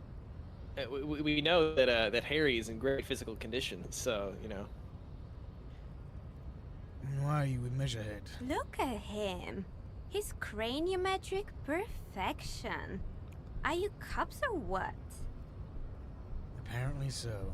Cool. I like men with guns and power. I'm Katya, by the way. You hear that? Guns. That sound? He's breaking something. Yeah, Jean-Luc must be really tearing it up over there. I wish I could see it. I also wish I could see it. Look at you! RCM rent-a-cops! Guarding that bridge like Everott's lapdogs! Is this where it's at now? The RCM is for sale! And who are you? What is your business here? Why are your clothes 4 sizes too small for you? That's none of your business. A shrill laughter interrupts you, echoing across Martinez. It's Kuno. Oh, yeah, it's The fucking man Kuno! turns to look behind him at the behemoth appearing around the corner, approaching him, walking past him.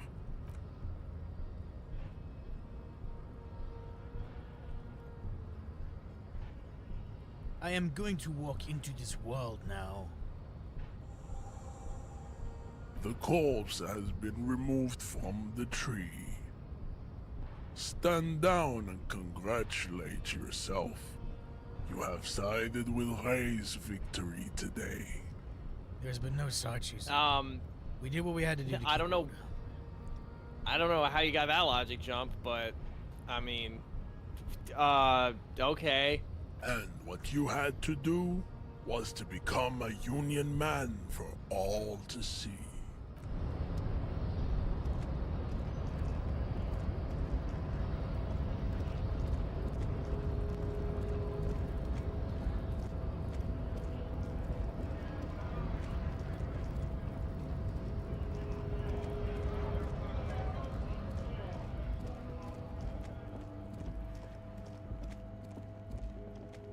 For all to see.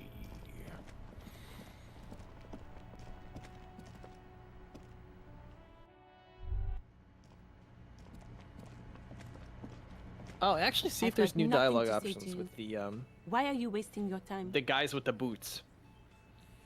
Yeah, this is going to be part of this. I want to talk to her about her name, though, since that was specifically brought up at one point. Are you Lizzie Elizabeth, Miss Buford? I suggest not wasting time on trivial pleasantries and focusing on why you are actually here. Titus Hardy. Supposed to tell my brother. Even though she has excellent control over herself, something moved behind her eyes, in the way she stands, in her face. Marty, not yet. I had another question. No. Talk to Titus. What if I want to talk to you, not Titus? What you want is of no significance, officer. Don't Why? test your authority. In Martinez, you are no one. Why are you so aggressive? Kinda Aggressive, sus. you make your living enforcing violence. These people are just dock workers. Dock workers that killed people. Just dock workers? Do dock workers spy on the police? We let you off easy, miss. Don't think it will happen again. Listen, Oh, you moral intern lackeys. You're a mob, enforcing the unlawful privatization of Revachol. 20 fat men in the Occident are stealing it all, and you're their bodyguards. Fuck yeah. fuck yeah. That was the most hardcore Southern. I didn't even. I didn't. I thought that was like some other audio that wasn't even the game for a second. I was like, "What is that?" Fuck yeah. Because it sounded so out of place. So Fuck ask what yeah. you came to ask, or get back to your commanders. I mean, I literally wanted to learn about you because of the previous conversation.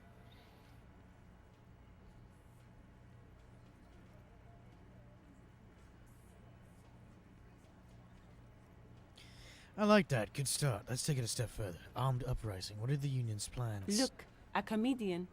Do your job, ask your questions, then get out of Martinez. Strange. Oh, what do you It's think as I'm if doing right people now? Don't believe a cop could be a socialist revolutionary.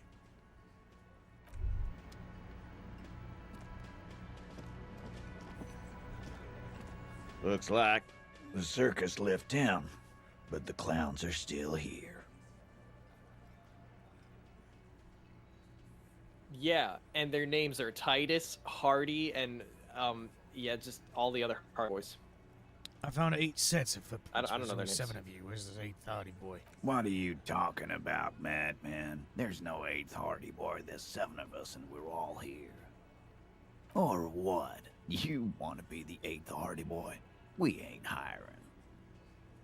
Actually, boss, we've been talking and we think she could maybe... This person Glenn wants to hire, he really respects her. Shut the fuck up, Glenn! I do the talking here. Now what the fuck do you want, cop? So let me get this straight. There is an 8th Hardy Boy. It's a she, and you don't like us talking about her? That's right. We're not talking about this. This is a private Hardy Boys matter. Nothing to do with your shit. And He points to the lieutenant. you're not cops here. Don't go digging around if you don't want a bullet in the back of your head. I'm watching you. Good. We are all watching each other. Officer, your question. There's no point in pushing it further, he thinks. This is already a victory. We'll learn more about this 8th Hardy sooner or later. Would the shoes be incriminating? Because those are all his shoes. All of Yes, them. absolutely, because we, yeah. And guess what? I've been coming across something incriminating. Incriminating?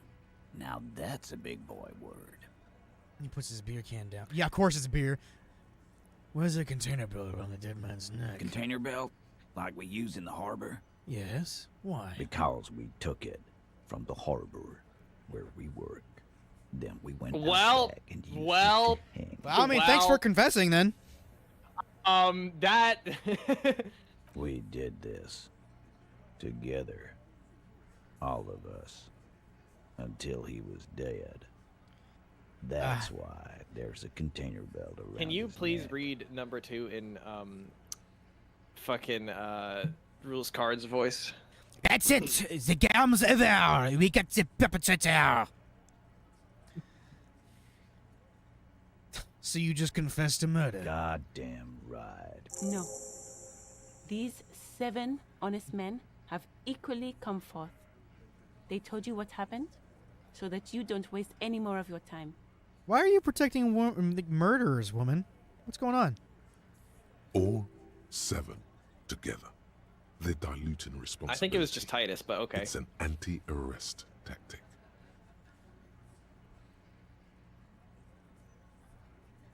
You murdered him just like that. No remorse. How many people have you sent to the Shays? Ever felt remorse for them? Chaise électrique is the method of capital punishment in Revachol under the Coalition. During the Electric chair. suzerain's reign, it used to be the firing squad. Or send them to Reunion to rot. For 20 years. For life. He says it as if it's worse than dying.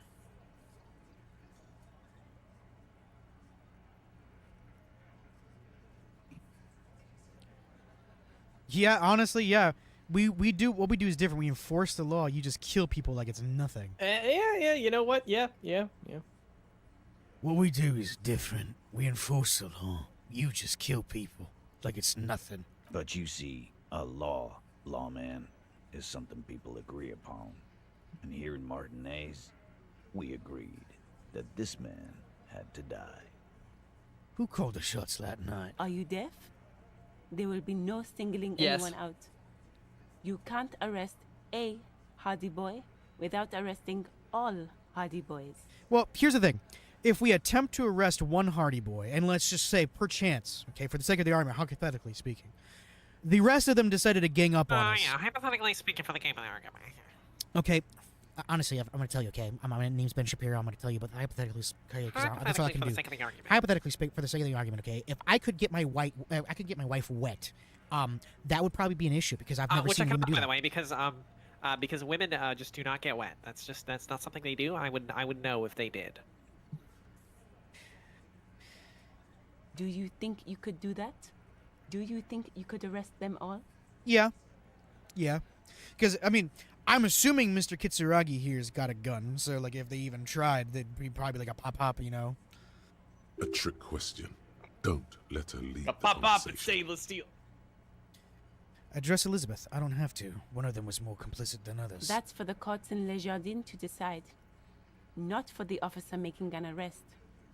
Which we all know you won't be. What you can do right now is go back to your station and write a report. No.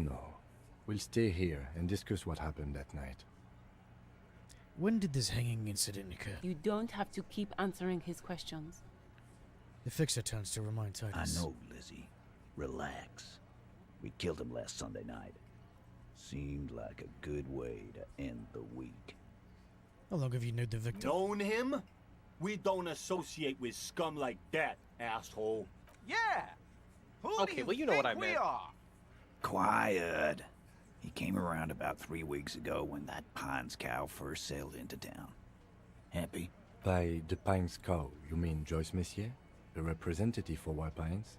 The same company you're striking against? No. I mean the Pines cow. The stupid-ass cow they sent in to fuck us over. But you know what? He rubs his chin, pretending to mull it over. Why don't you ask her about the pretty boy? I'm sure she has interesting things to say when you ask her hard enough. That's enough insinuation for today, Titus. Officer, your interview is drawing to an end. Don't waste your last questions. Why did you kill him? Why? 'Cause he was worthless mercenary scum. And he stepped out alive in my town. So he was a mercenary. That's it. And he stepped out of line. He repeats, jaw clamped shut like a vice. What kind of mercenary? The kind that shows up when you start a strike. The experienced kind, too. Had Cohoy and Semenine written all over him. Ex-Oranese Special Forces. A live grenade. Right here in our bar. This one has a special gripe with him coming here. I can't prove it, but I know he was sent by the Wild Pines. They hire merc shit like that. Story of every strike from here to Samara. Hold on. How do you even know he was in Special Forces? Cause one night he walked straight up to the mic and said, "I'm Oranese goddamn Special Forces, and I'm gonna Okay. fuck you all." He could have just been some random fucking dude that was just drunk. You ever heard of that? Really? Yeah. Really. Had a gin and tonic up there, sang some Oranese paratrooper song, and said he's gonna fuck everyone. Clyde Barr says, Well, hello, love this Clyde game. Barr. We couldn't we believe it enjoyed either. too. But he fucking did. Right there. Like some kind of animal. Sire, the tale is true. This is a serious violation of the karaoke code. Okay, besides crimes against karaoke, what did he actually do wrong? Wrong? He harassed women, raped one, harassed workers, threatened to kill some as a warning. He wipes spittle from his mouth. From rape to harassment to threats of violence. Why the strange de-escalation? He regrets mentioning it. Hopes you didn't notice.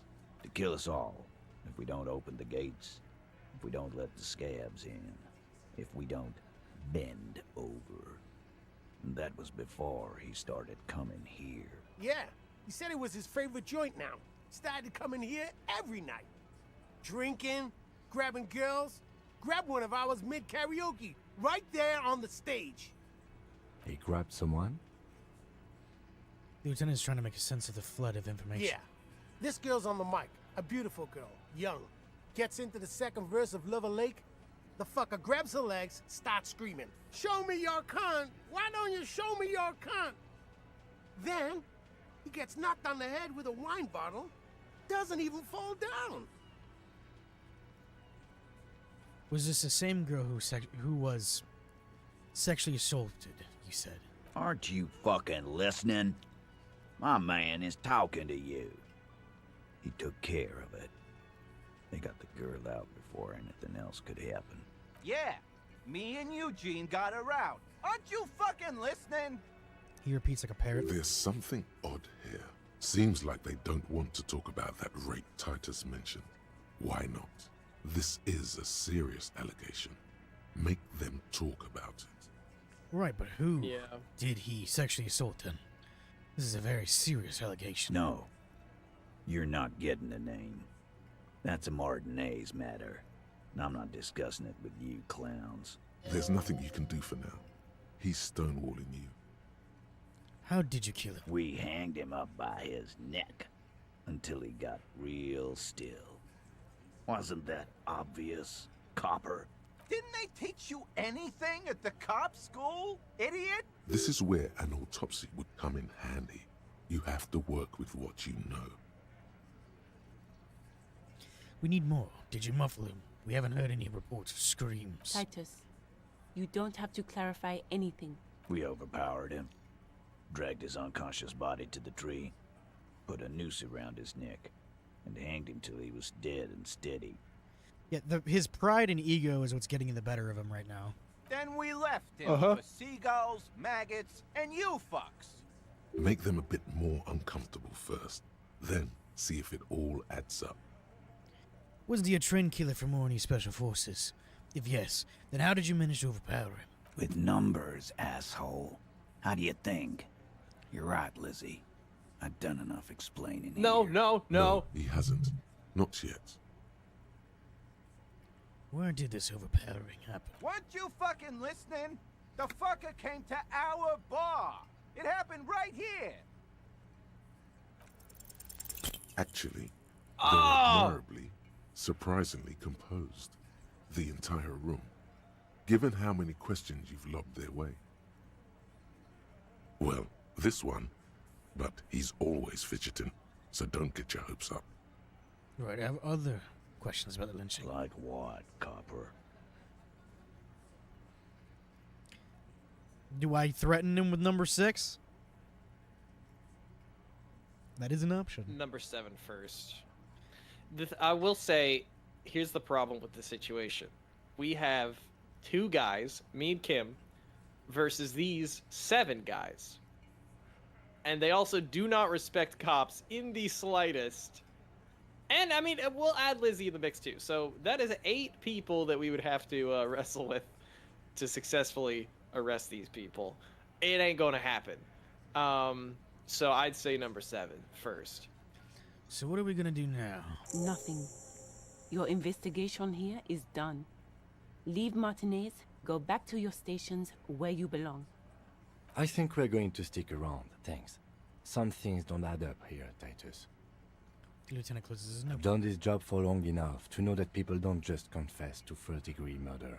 Even if it is a group responsibility, we're going to look into this. Good luck with that.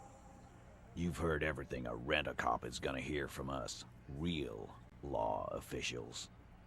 You're lucky you didn't get a beating. Rent-a-cop. So that's what this is about. He doesn't see you as his equals. Well, we could try aura farming it. Oh. You want to do that 3%? No.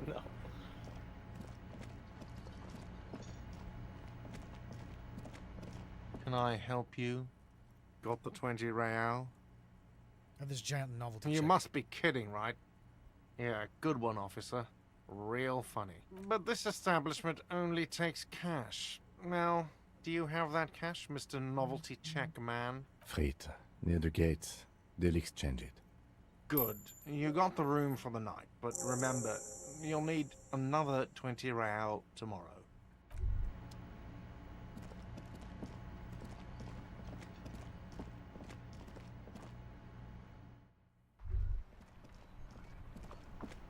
Well, I mean, I guess we radio HQ and we're like, yo, we know who did it. We need backup to arrest these guys. Like, I don't know.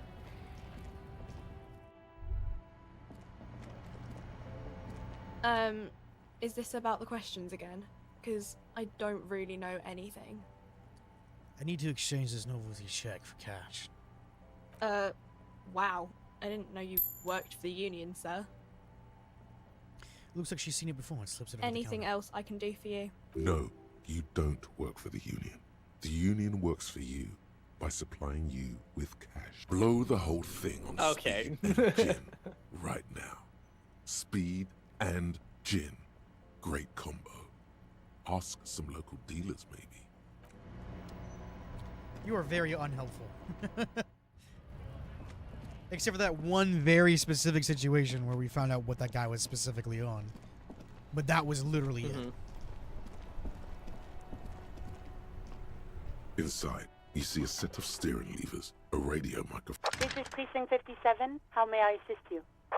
Oh, 3 is Just new. a moment, officer. 10-4, come in, officer. Over.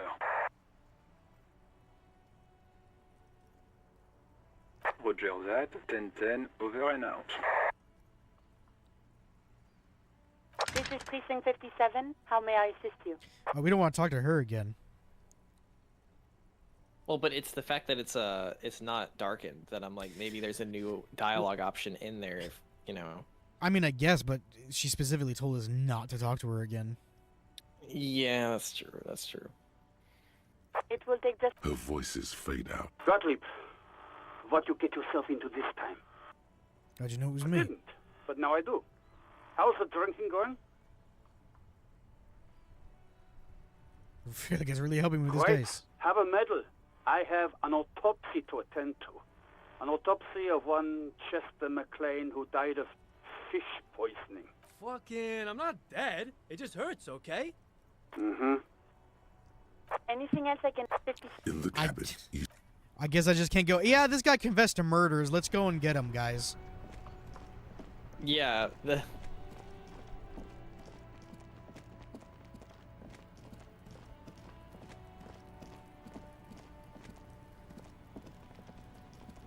You missed a good show before. A kid came by and completely fucked the tree to pieces. He fucked the tree up! Fucked it good! It was porno! Oh, they didn't censor that. Okay. Yeah, whatever. I already Shoot see that that. shit at Kuno, Pigonort. Fucking Kuno, mate. Kuno, I found your shack. You found Kuno's secret door to Kuno's secret shack. It was closed for 5,000 years. How the fuck did you get in? My face shifted through the roofing material. Before we go on, let's talk about how you said it was just some roofing material some gimps left behind. That was a lie. Pig, that's the past. You and Kuno, and now let's talk about how you opened the secret door, fucking at Kuno's kingdom. Push the panels aside, Kuno. And then what? You fucking there. You fucking Kuno's kingdom. He's trying to fuck at you again, Kuno! Okay, you two need your mouths washed out with soap and water. Okay, I'm a say it. I'm a say it. Funnel plate covered with powder residue. Know anything about it? That's where Kuno gets his daily hit of electric. Kuno Shazam. Kuno rides the fucking lightning in there, pig. Bet you'd like to ride the lightning too, wouldn't you? You feel tired and old, but you could have that sparkle in your eyes. What's with Whoa, the two Metallica Magnus reference. Magnus Olum, Kuno. It's a vitamin, pig. Don't you know anything? He looks at you like you just pointed at the sun and asked what it was. You could use some. Okay, whatever. Okay, whatever. You fucking need that shit to stay on top of your game. Kuno goes through like a tube a day, and you look like you could use a bottle. Oh, don't teach him, Kuno! He's gonna use it against you, Kuno! Come on, it's just magnesium. Don't mystify it. You're not getting this, pig. It completely takes away the hangover. It's like you didn't do anything. Like you stayed home playing with your choo-choo. He looks at you, eyes bulging. Fuck you, pig! Don't do mag! You're gonna OD and you're gonna fucking die! Okay, thanks. I've had enough of Good this. call, Pigmeister. Don't come and talk to Kuno about his kingdom. I want to discuss the body with you, The fuck Kuno. about it? Where's the rest of his armor? Kuno doesn't give a shit about the armor. How come? Kuno's fuck gimp's got one big thing wrong with him. He's a fucking mutant. A mutant? Look at him. Fucking growth hormone shit. He's a giant. The armor's too big for any man. Kuno doesn't give a shit about that freak armor. Kuno threw that shit away. What do you mean you threw it away? Kuno tried to get the helmet on. It was too big. He performs a kickoff in the imaginary helmet. Kuno kicked that shit in the sea, rugby style. That shit means nothing to Kuno. You threw it in the sea. Yeah, that shit means nothing to Kuno. Kuno doesn't give a shit about material shit. Kuno's a fucking monk. Kuno, Wow. you're repeating yourself a lot. You wanna fuck on someone about that armor? Go fuck the mustached union fuck. The jolly troubadour shit at the gate. Who do you mean, troubadour? Yeah, cock and boot. You know that jolly union cow fucker? Came around talking about cows or some shit? Came around pretending like he cares about cows? Yes, you met him at the gates. The one with the boots and the jolly smile. You mean Manana? Yeah, he's the one you want to talk to. He's fucking crazy Mañana. about that armor shit. Coming here pretending like he likes cows. Trying to catch a peep at Kuno's armor. Curious, my liege. Why did Kuno feed you this information? And you're just telling me this out of the kindness of your heart, Kuno. Yeah, Kuno's doing charity today. Kuno Day. Kuno feels sorry for you two loser pigs. Kuno's doing pity now. Still, seems suspicious. He may have it in for that guy. Or you may be paranoid. That is also a possibility, sire. There are contusions all over his body. Did you do that? Fuck are you talking about? What is this contusion shit? He grabs his head like it's suddenly hurting. He says you're stupid, Kuno. They want to make you stupid again. A contusion is a bruise. I'm talking about the marks of stone left on the corpse. Oh, did Kuno make your shit sniffing harder? Obstruction of shit sniffing? This is Kuno's kingdom. Kuno fucking rules here. You hear the lieutenant hum. You're testing Kuno's patience here. Get lost. Kuno doesn't fucking care. The corpse lies on the ground among the remains of an absolutely demolished pinewood branch. It's gently laid on one side. Well, it's down. Celebrate in a more reserved manner. Mr. Measurehead has done a good job. Nothing is too broken or compromised. The victim is ready for a field autopsy. A field autopsy? Yes. 1. Investigation of the scene. 2. Initial examination of the victim. 3. Field autopsy. 4. Transportation of the body to the morgue. We are on number 3. The RCM's 4-phase murder scene processing manual. The fuck are they on about? Cop's gonna cut his shit up. Good. The lieutenant adjusts his glasses and takes a deep breath. Tell me something, dead man. Shoot, Looney Rooney. Oh, well, he's already... Come back later, Corporal. Amuse yourself with my frank manners and my memento mori features. If possible, also, see me in your dreams. First, exactly what is a field autopsy? Come on, officer. You know what a field autopsy is. You've done 100 of them. What you do know is, at 18.9 kilometers, the dormant shield volcano, Corpus Mundi, is the world's highest summit, and the failure of the 38 single, Et puis descend, to crack the top 20 was the death knell of disco. But what a field autopsy is, you have no idea.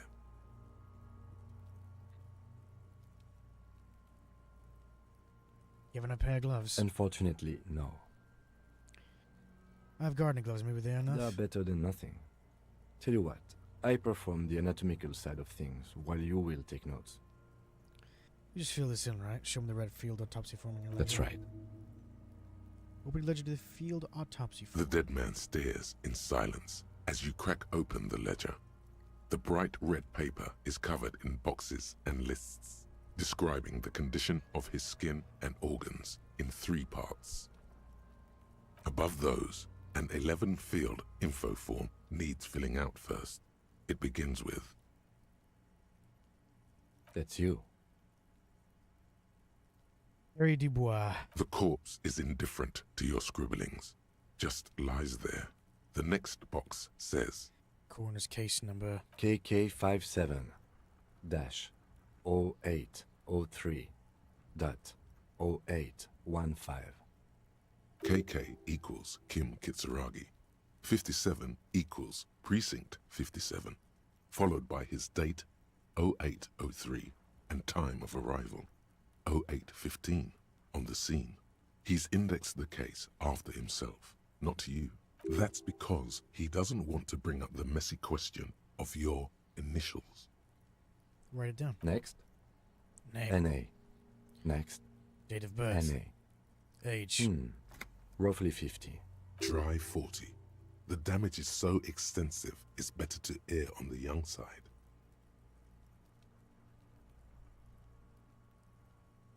I'd just listen to Kitsuragi right now. The corpse looks ageless, like meat on a hook. Race. Mondial. Fair to olive-skinned, from the Isola of Mwindi. This is as vague as it gets. You might as well say whitish. Write it down. The pudgy mess of curdled meat looks neither mondial nor anything other. Sex. Fucky, fucky! The little monster exclaims. Okay. Male. Pigs can have sex!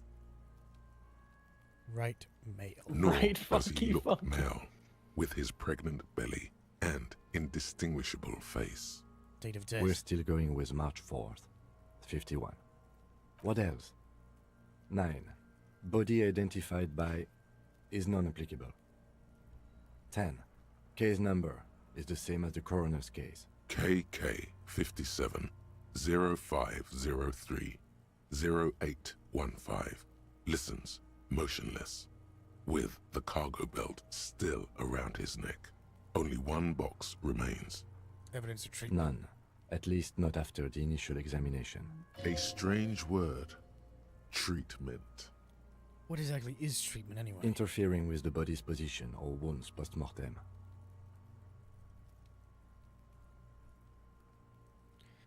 I'm not so sure. Didn't the footprints look like he was parried over? They'd have to have incapacitated and Harried. carried him over. This man was more than a match for untrained dogwalkers. He places his hand on the dead man's chest as if in preparation. Your central nervous system recognizes this gesture. It's the stations of the breath. Ecclesiastic, religious in nature, a holdout from pre-Delorian burial rites. It takes him 2 seconds to perform. Then, somewhere in Jamrock North, a small wood shed behind Rosencrantz Row, Lieutenant Nick Feuerbat puts his hand to the chest of a small corpse, no larger than a monkey. It's raining outside, light drizzle. There is darkness in the shed.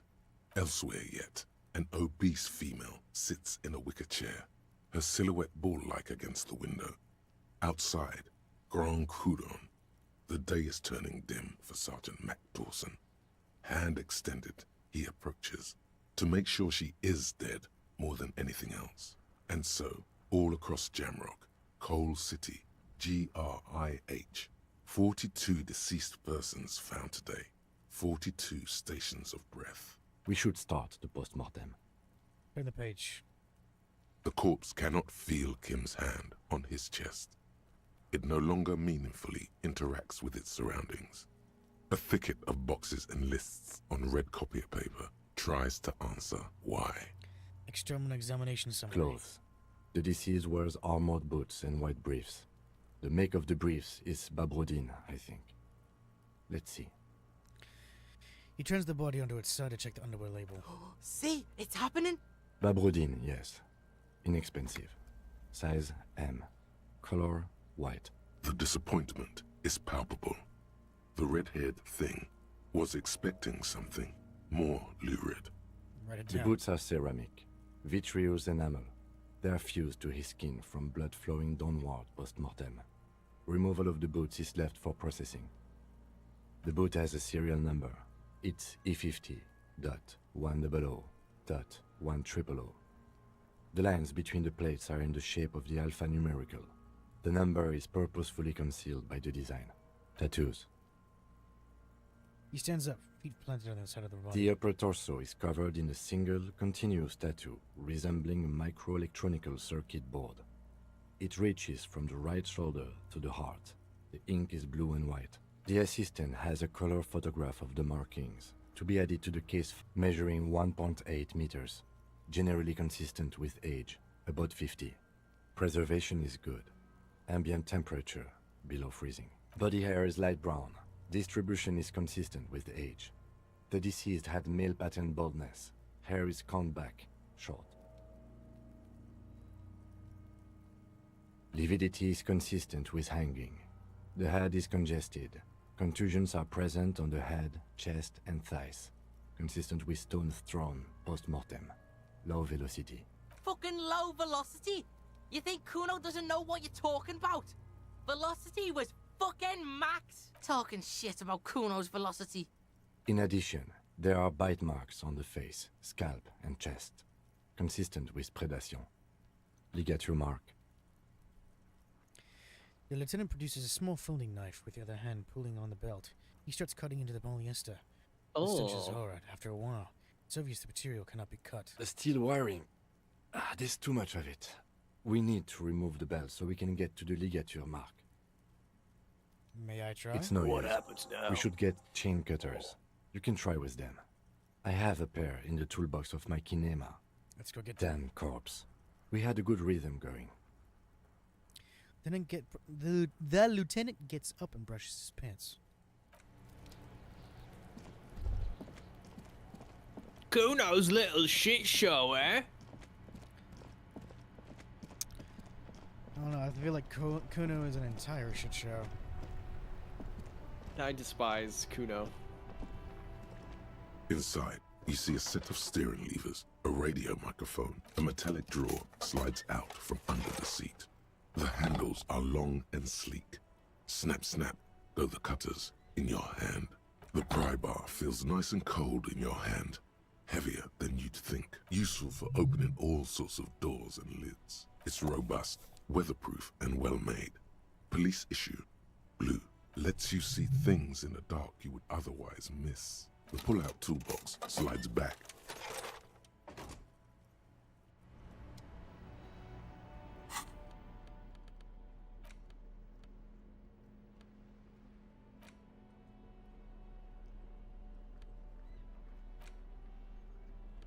Ooh, yeah, I would like this, actually.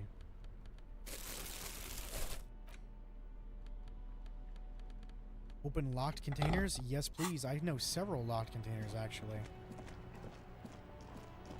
One of them, I think I know exactly where my gun is.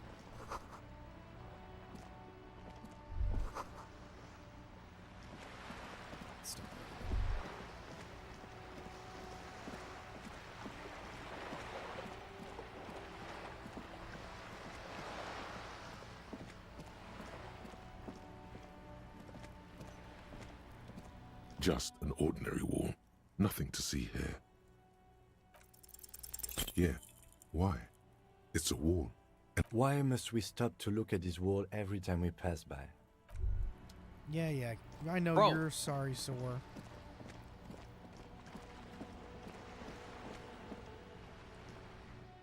A sorry sore.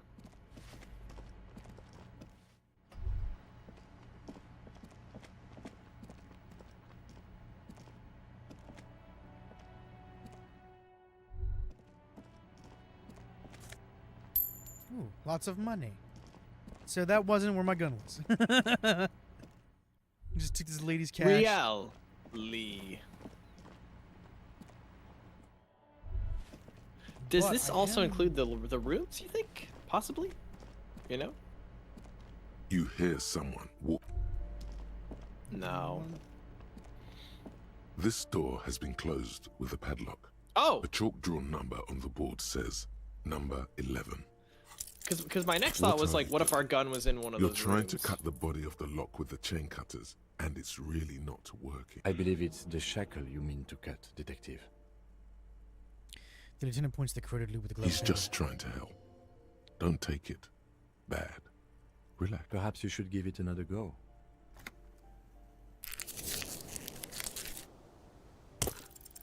The shackle snaps like a twig, and the lock falls to the floor with a little thud. It should be possible to enter now. After you, detective. I think this actually might be where our gun was, because that was my second thought of like, well, there was that one room we couldn't get to in this apartment. What is a revolutionaries posing with guns?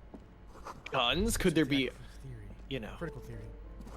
Revolutionaries love to pose with their guns. Ooh, a bullet. Close. And a jacket. A plaster cast bust depicts a middle-aged man with impressive sideburns. The name on the plinth reads Kraz Marzov.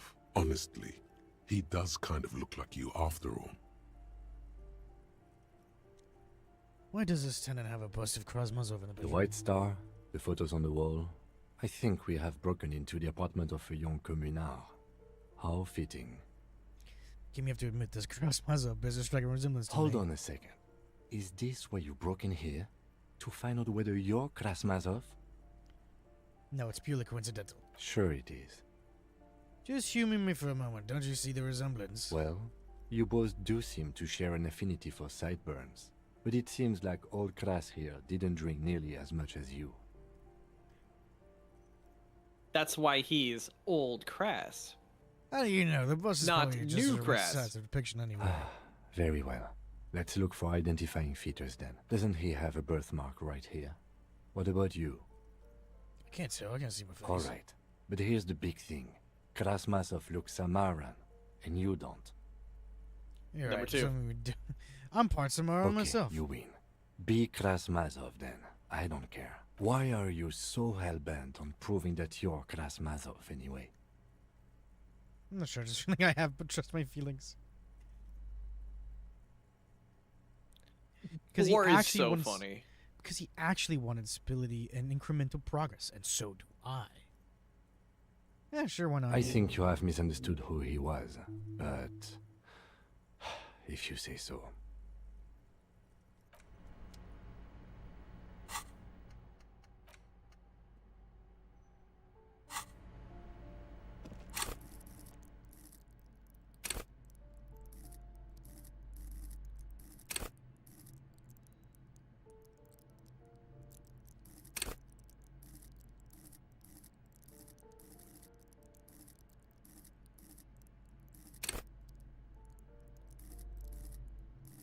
What are you thinking?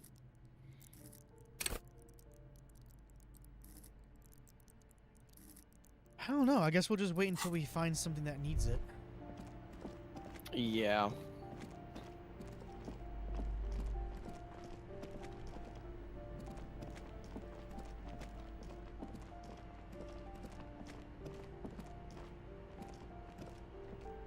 Chain cutters on the upper rooms? Maybe? Yeah, we can try that. That we walked by? You mean those ones up here? No, up to the left. Oh, well, this one has a person in it. That one doesn't need cutting, and then this one over here is we already went in it. Oh, okay.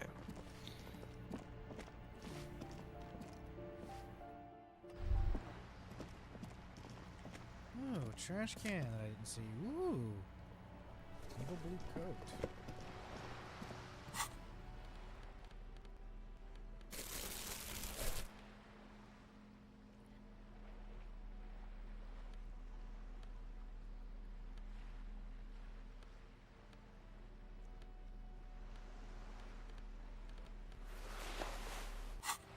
Let me go see this fucking wall again. Just an ordinary wall.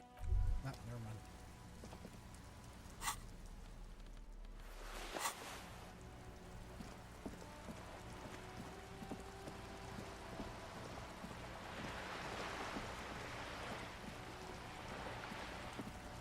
Well, now time to use the cutters for their actual purpose. Cutting people. I mean, never mind. Well, that is what we're doing, though. You see a set of tire tracks in the brown slush.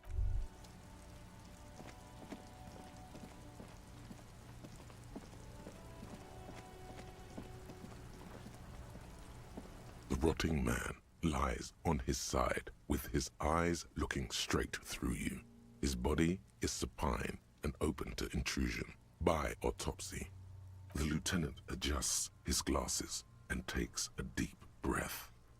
Now that we have the chain cutters, let's cut the belts. Cut with as much precision as you can, please. See, my pig is gonna fuck his head off. No, he ain't. Your pig's a boring fuck. Look for a good The spot to belt cut. is equally tight around the whole circumference of his neck, swelling over the edges like white bread, I'm not your rising from pig, the Kuno. east. You are? You're Kuno's pig? Stupid argument, Kuno. You jam the cutters right under the knot. That seems like a smart idea. Yeah, Fuckity fuck. Somewhere there. Already they're buried deep in the man's flesh. Then you rotate them to get a better hold. Then Fuckity the fuck. lieutenant looks by, somewhat worried as you summon power words to your aid. Fuckity fuck. A really, really bad smell is coming from there now, and some kind of cracking sound. Yeah, fuck him! Fuck that faggoty! Corpse fucking time! Told you my pig was hardcore. I should have a go first. I think I have a strategy. Didn't work. He sinks the cutters into the knot, preparing to perform the cuts, with his elbow to his knee for precision. Snap! The knot is slashed. Another cut and the belt falls apart like a flower bouquet, revealing the dead man's neck and the dark red ligature mark around. Here. He hands you back the chain cutter's back, and then kneels closer to the body, running his finger along the dark red groove until it comes to a gap. The rope rises to a point, leaving a gap in the ligature mark. The suspension point is in the back of the neck, on the nape. Hemorrhaging is observed on the skin, above and below the ligature mark. The mark is well pronounced, consistent with a drop from 1 or 1.5 meters. Chest is intact, normal contour. Abdomen is protuberant. Pelvis intact. Genitalia... He pulls down the man's underpants, and Kuno's gonna say something about this. No! Let's get out and see!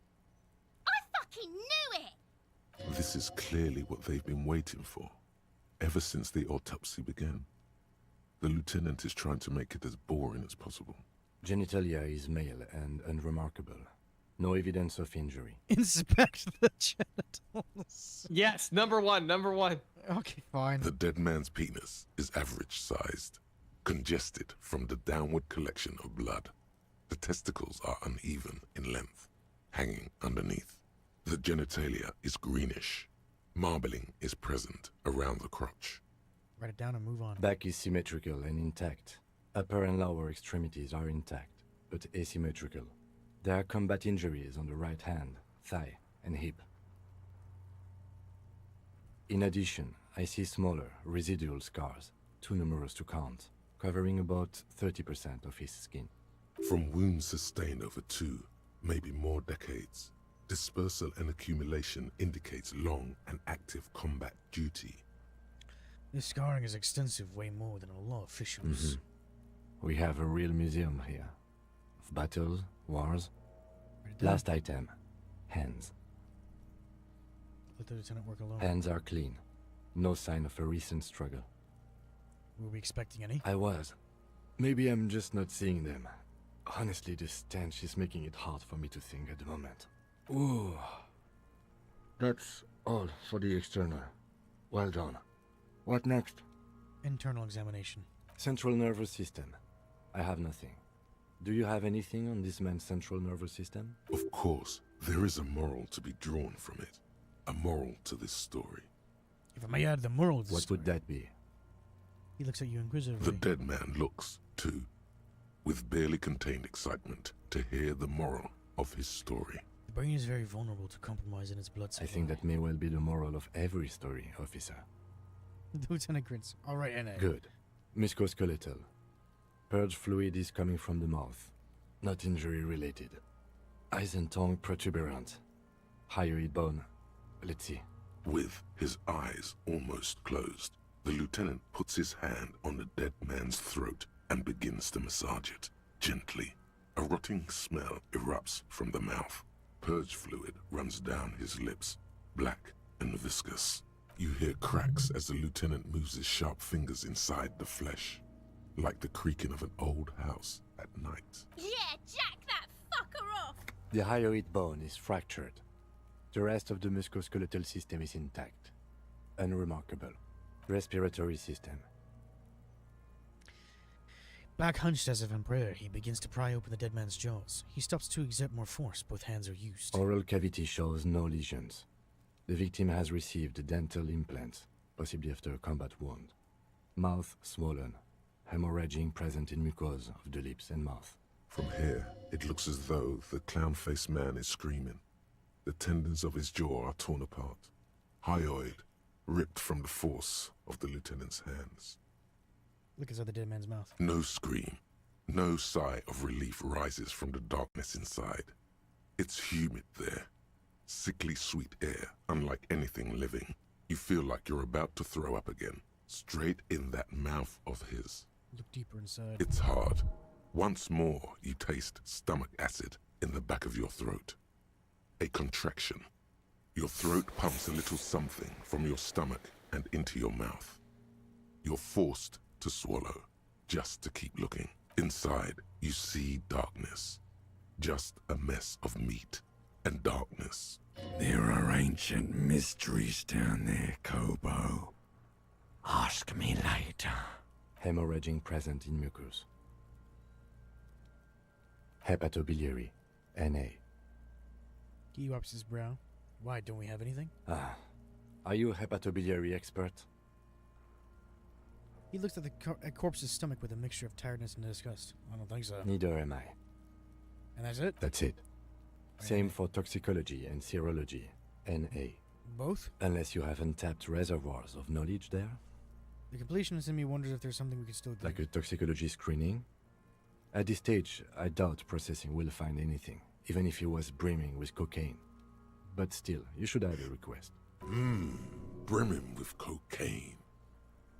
Write NA and add toxicology. Cardiovascular. The body exhibits heavy lividity. Blood has gathered in the hands, feet, and neck. Hypostasis is visually consistent with the hanging. Write it down. Gastrointestinal. He breathes a sigh of approaching relief. This is the last field on the list. He looks around to the ground pool of feces there. This will do. Digested semi-solid food in stomach. Voila. Write it down to omit the voila. What's next on the list? Description of injuries, summary. Let's see. We have bite marks, contusions on the head and chest, and a ligature mark encircling the neck. Head, chest, and scalp bite mark injuries. Predation by birds has caused damage to the body. Odontologist does not need to be consulted. And your opinion, officer? Non-fatal post-mortem. Agreed. Next injury? Contusions. So, the scalp bleeds from a post-mortem head injury, a stone. The injury does not have the rim of an early inflammatory response. The perpetrator on the scene has confessed to causing it post-mortem. At maximum velocity, fucko! Has confessed to causing it at maximum velocity. Coagulated blood sticks to his scalp and chest, where the countless stones have hit the dead man. Beneath, the description of injury. 2 boxes. Non-fatal post-mortem. Right. Next? What's the 4th injury field for? Nothing. Just in case. What about the injuries we've inflicted? So we inflicted them? This is a team effort. This is a team effort. You mean the incision on the thorax from a chain cutter? That was not a team effort, and I wouldn't mention it. Muddies the water. So back to the Injuries. Ligature marks. A dark red abraded ligature mark encircling the neck, with a gap on the nape measuring, let's say, 7 centimeters.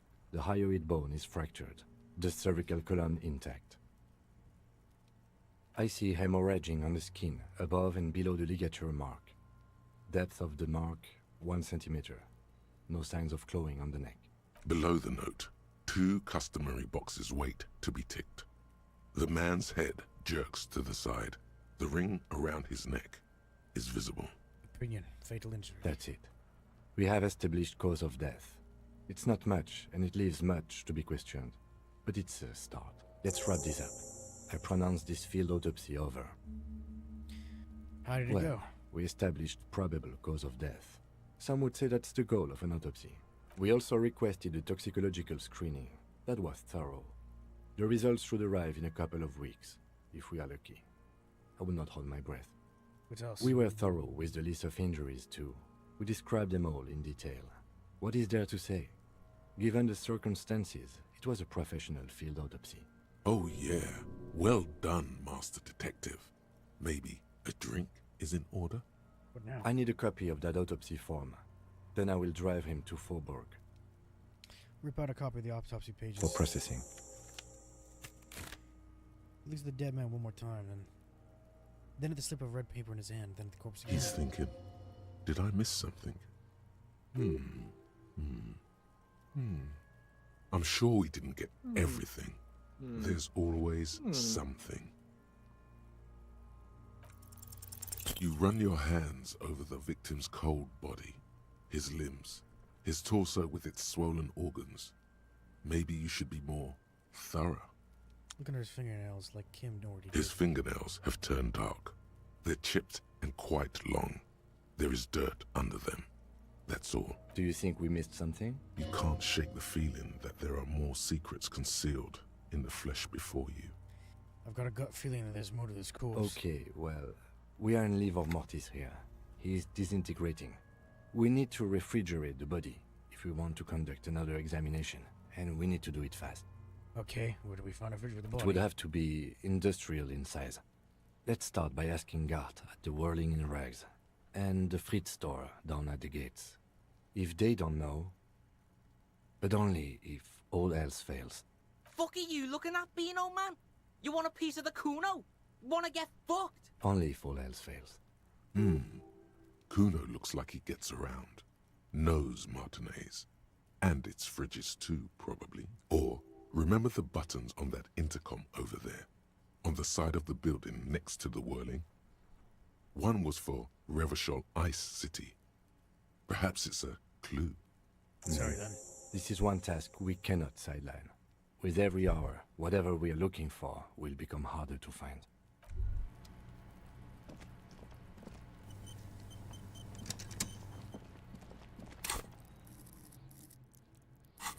What was that task that we needed to do that we failed because we didn't have enough skill points in it? What was that? I do not know.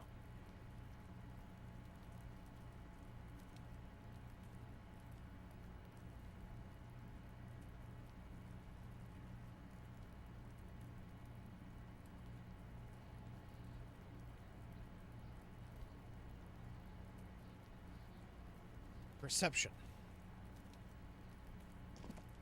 Are you talking about the wall? No. I'm talking about the body that we just did. Oh, okay. Where is perception? I was not paying attention to what type of check it was, I'm gonna be honest. But that checks out.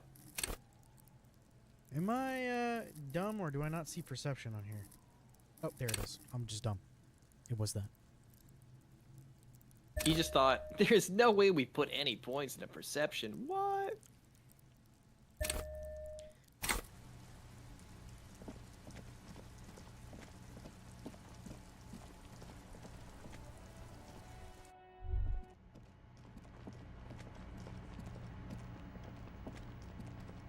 Can I help you? I seem to be in need of a fridge. Yes, yes. For the dead body. You want to put a dead corpse into my fridge, right? Yeah, that's the gist of it. Well, I have a fridge, and you're not putting it here. Why? Because I'm not even this gonna is ask. a culinary establishment, not a morgue. I can't believe you even asked me. It would only be for... Lieutenant, you too? You're asking too? No. The answer is no. I will not turn this place into some kind of macabre circus. Let's go talk to the Frit clerk.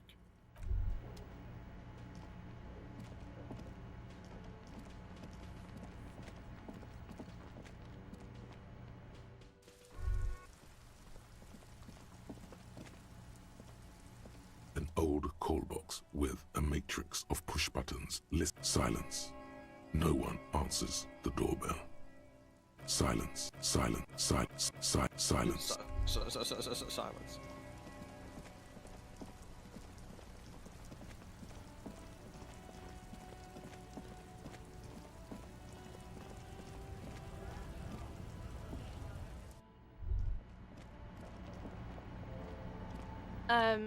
Is this about the questions again?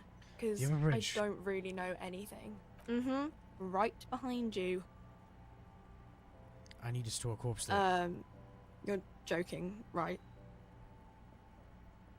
Yeah, it was just a joke. No, I'm not joking. I need to store a corpse in the hangman in your fridge. Okay. It wouldn't even fit, you know. Now that I'm looking at it, maybe a glass-doored fridge in a public grocery store isn't the best option for storing a corpse. Well, thanks, Brit Clerk. Okay.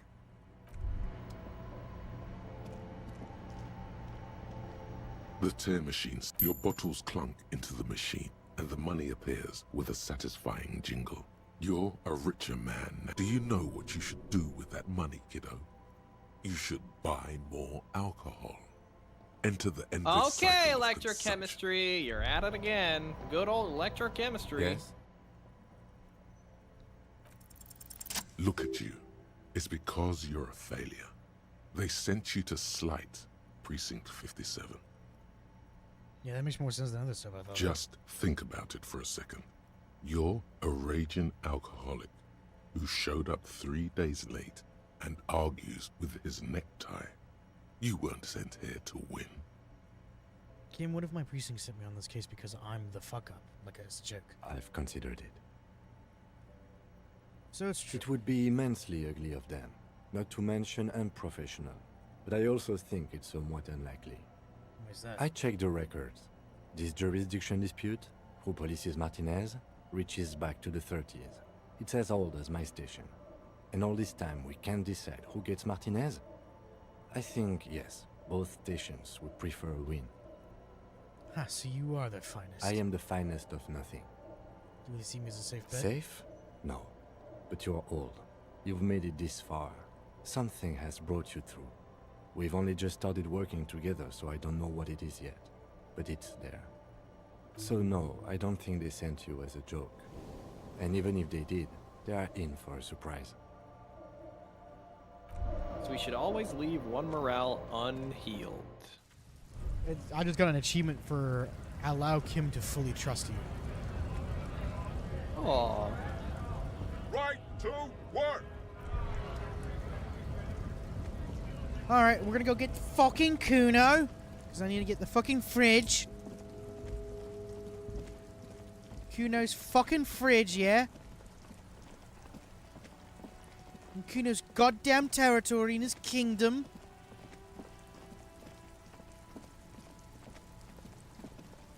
You're right, bastard. Fuck does Kuno care?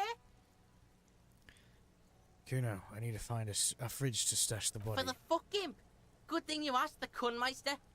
Kuno knows a fridge. Perfect for freezing. The Kuhnmeister. Oh, God. The Kuhnmeister Meisterburger. I thought you would. Where is it? Bacon Man's in a rush. But what's in it for the Kuno? What's the return on Kuno's investment? By killing in his territory, someone has openly challenged Kuno. It's in his best interest to put them in their place. Some arrogant shit thinks he can kill in the Kuno's fucking kingdom. They're asking the Kuhnmeister first. That sounds like awful lawless to me. A dark flame smolders in Kuno's eyes as he ponders your argument. Wordless, like kings do. This outlaw's fate is in your hands. Let's make an example out of him. Help me locate him using fridge body technology. Alright, Kuno hears ya. See that shit house over there? He points to the collapsed building with the bookstore. A cold comes over you as you glance behind him at the crumbling colossus there, casting a shadow on you. Yeah, I see it. The big tall one behind you. You gotta get in that shit. In there, deep. What do you mean in there deep? Check the fucking basement, pig. Don't you know anything? Always check the fucking basement, recon style. There's a giant fridge down there. Fucking will fit, no problem. It looks like a white bear or some shit. Try not to piss yourself when you see it. A white bear? A polar bear? I'll get in the building again. Through the bookstore, you gotta beg the book bitch. Used to be you could get in there through the doorbell, jam that shit. Book bitch changed that. Kuno doesn't beg, so Kuno doesn't go there anymore. Beg the book Yeah, bitch. book bitch, beggar. You stupid or something? He means the bookstore. We have to ask. Plaisance is the mother of the little girl peddling books on the plaza. We have to ask Plaisance in the store.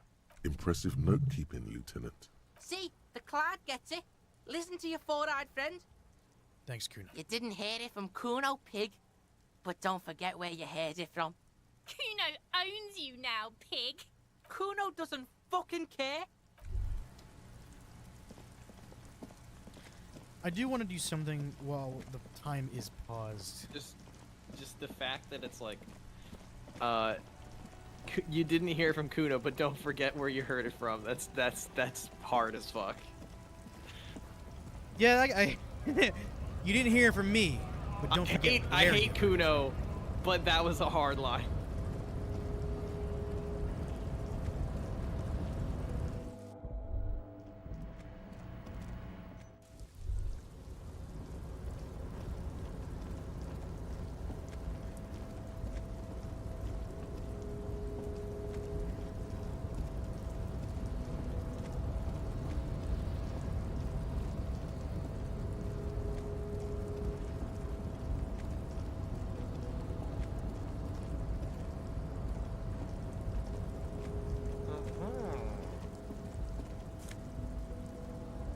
Ooh, hey, it's those armored gloves.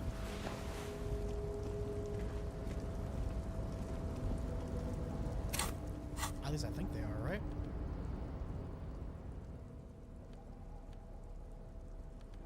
Get the I would need electrochemistry. Electrochemistry's dog shit. Maybe that's why we keep getting more electrochemistry, just like every 2 seconds, like, you should buy more alcohol, because we have the gloves on.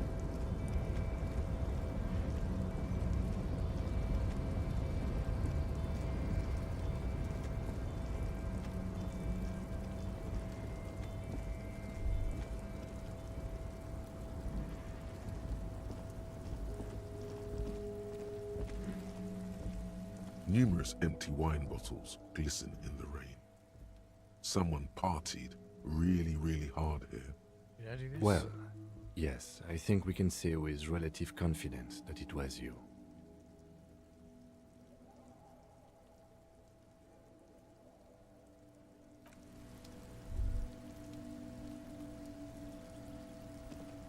Looks like I had a lot of fun.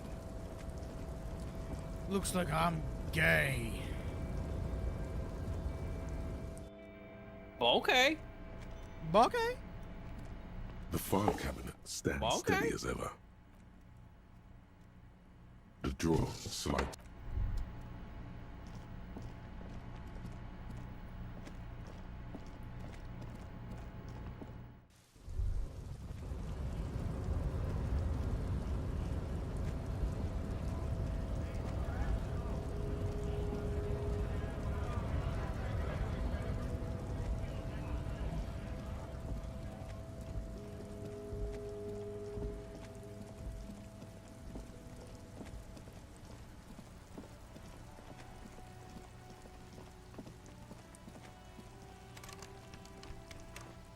An old call box with a matrix of push buttons lists all the companies Number in the one. East Delta Commerce Center. You hear the same waiting room music, but no one picks up the receiver anymore.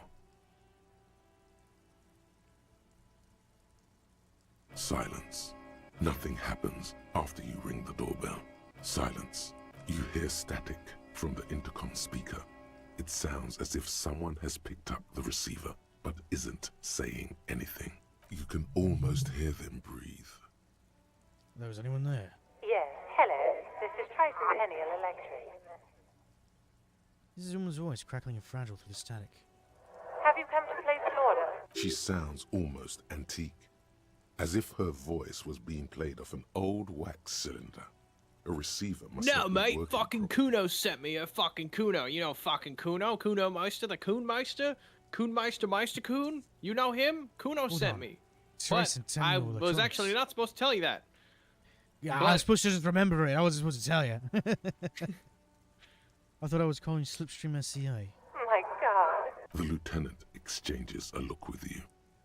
Sorry. It's you. My God. I didn't think I would hear your voice again. Who cares that you don't remember her? Just go along with it. No, something's wrong here. Are you sure she's talking to you? Do we know each other? Michelle, just please. She stops and you can hear her breathe heavily, her breath distorted by ancient static. Why did you even call? I don't understand. You've been gone for months. I thought you didn't care. Michelle. My name's not Michelle, I'm Harry.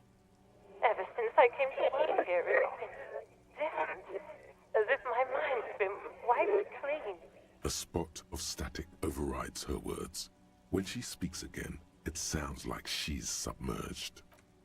It's so nice. It's so nice to be able to finally forget. Forget about what? She sounds like she's about to cry. Hello? She doesn't answer. You still there? Silence. The only thing you can hear now is static and waves washing ashore on the bay. What just happened? Another seagull passes by. It's getting cold standing here, staring at the silent call box. I don't know what happened either. We should probably stop playing with this thing. Fuck! No. Alright, just Alright, goodbye then. Goodbye then. You press the number sign on the keypad that terminates the call. 12 name cards on the call box read. You ring the doorbell, but nothing happens. Looks like someone has melted half the plastic off with a lighter. The doorbell doesn't work anymore. You wait for a minute or two, but all you hear is static. You ring the doorbell, but no one answers. What an ominous name for a hair salon. Doesn't bode well for anyone's hair. Silence. Nothing happens after you ring the doorbell. They don't want to talk to you. Whatever she says, it can't hurt you. You're a different person now. Stronger, healthier, and alright. Maybe not healthier, but it's a bonus that you've drunk so hard you can't remember any of your past relationships. Oblivion's the ace in your corner. Call her again. There's a light buzz as you press the doorbell, waiting for her to answer the call. It's cold outside, and you can hear the wind blowing into the speaker. There's the static again, whispering like a seashell pressed against the air. Yes, hello. This is Tricentennial Electric. Have you come to place an order? Hi, it's me again. Number I wanna talk 3? to you. Nope, 3, yeah, sure. My God. Here come the bad vibes again. Relax. Distance yourself from it. Please don't hang up. I 2. just want to explain myself again. It's you. My God. I didn't think I would hear your voice again. Wait, is she... Didn't you already say that the last time we talked? Michelle, just please. Even her breathing, the way her voice drops when she finishes the sentence is exactly the same. Why did you even call? Is this some kind of joke? You think this is funny, deceiving? It doesn't matter what I say, you're just gonna continue, right? The voice from the intercom doesn't answer, but you can hear her breathing. Wind blows into your microphone again, crackling and echoing in the box. Is it over? Can we talk now? Ever since I came to work here, it's been different. As if my mind's been wiped clean. It's so nice. It's so nice to be able to finally forget about you. And then it hits you. You're recorded. She tries again not to cry, and still doesn't succeed completely. Her quiet sobs sound old and distant, as if her voice is being played off a wax cylinder. Real or not, your mirror neurons react. It feels painful to be listening to this.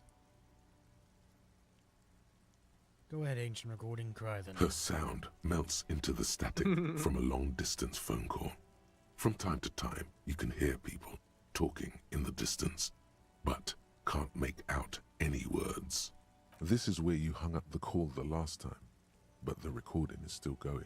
Keep listening. The phone rings in the office with an old-fashioned chime, and someone walks by in a pair of heels. The static is like a warm blanket wrapped around the sounds. Is anyone here? No one replies, but The static grows stronger, like rainfall. Then, a female voice speaks out, completely different from the one before. Glorious and total somehow. Crawling inside your head. Her words are too cold to comprehend. She smells of sodium lights and rain streaks on car windows. Eyes like pilot lights watch your shape in dark hallways. Guttering. So... The strange alien thought pattern ends. The lieutenant cuts in, inspecting the intercom. It was a recording trapped in the circuitry from some ancient tenant. This sometimes happens. Shall we conclude here? We have other mysteries to solve. With a recording trapped in circuitry. I don't have time to explain it to you right now. Maybe sometime later. Something weird just happened to me. Don't take this the wrong way, but during our short stint working together, something weird is almost always happening to you. That is true. This button looks new, but someone has removed the name card. Nothing happens when you try to ring it. Huh. This button looks new. It's probably not connected yet. Silence. No one's home. You wait for him. You ring the door. All you hear is you ring the doorbell, but no one. What an ominous name for a hair salon. Doesn't bode well for anyone's hair.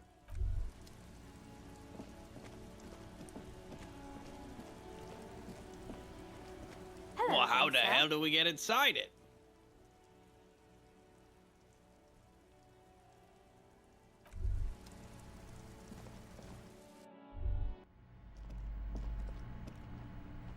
Hello again, esteemed officer, Oh, and welcome that's to how we get inside it. crime, romance, and biographies of famous people.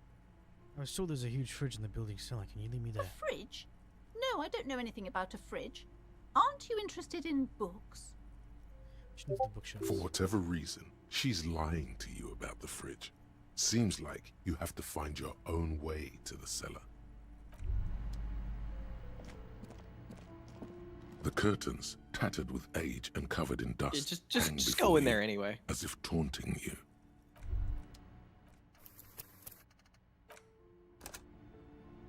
The curtains, tattered with age. Just as you're about to pull apart the curtains, the petrified voice of the shop owner cries out once more. Sir, don't touch that. I told you it's off limits for the customers. Parapsychologically speaking, And I we're told done you I if don't decide give to a open shit. them. I won't be held responsible for the consequences. It's too dangerous. She looks away, mumbling. Why is everyone always messing with the curtains? Why can't they just buy books like normal people? There's a bridge there. Everybody suddenly needs something from there. Leave the curtains be. It's what it wants. I don't care. You can't stop me. I'll open them. No! Please just talk to me, officer. Come here and let's talk this through before you decide to do anything extreme. Talking is always Really not good. extreme, though. Go see what she has to say. There is something mysterious about the curtains. Be careful. The curtains, tattered with age and covered in dust. Hello again, esteemed officer, and welcome to... I already told you, it's just a storage room for employees. I don't understand why it's so important to you. Just let it go, officer. Go buy some goddamn books. You're supposed to be drawn to the books. She recites it like it's a poem, or like she's playing a role she's grown tired of. If it's just a storage room, then why does it have a Simonese wall protecting it? It's just for decoration. She wavers under your gaze, mouth pressed into a tight-lipped smile, and something breaks. Okay, fine. It's just because this place is cursed, just like everyone said. They don't call it the doomed commercial area for nothing. Are you happy now, officer? Happy that you've ruined everything? She closes her eyes and starts mumbling something to her pen. Host of hosts, she prays. Guard me and my honest business venture from the curse that lurks behind the curtains. Take it easy. You've broken her resistance.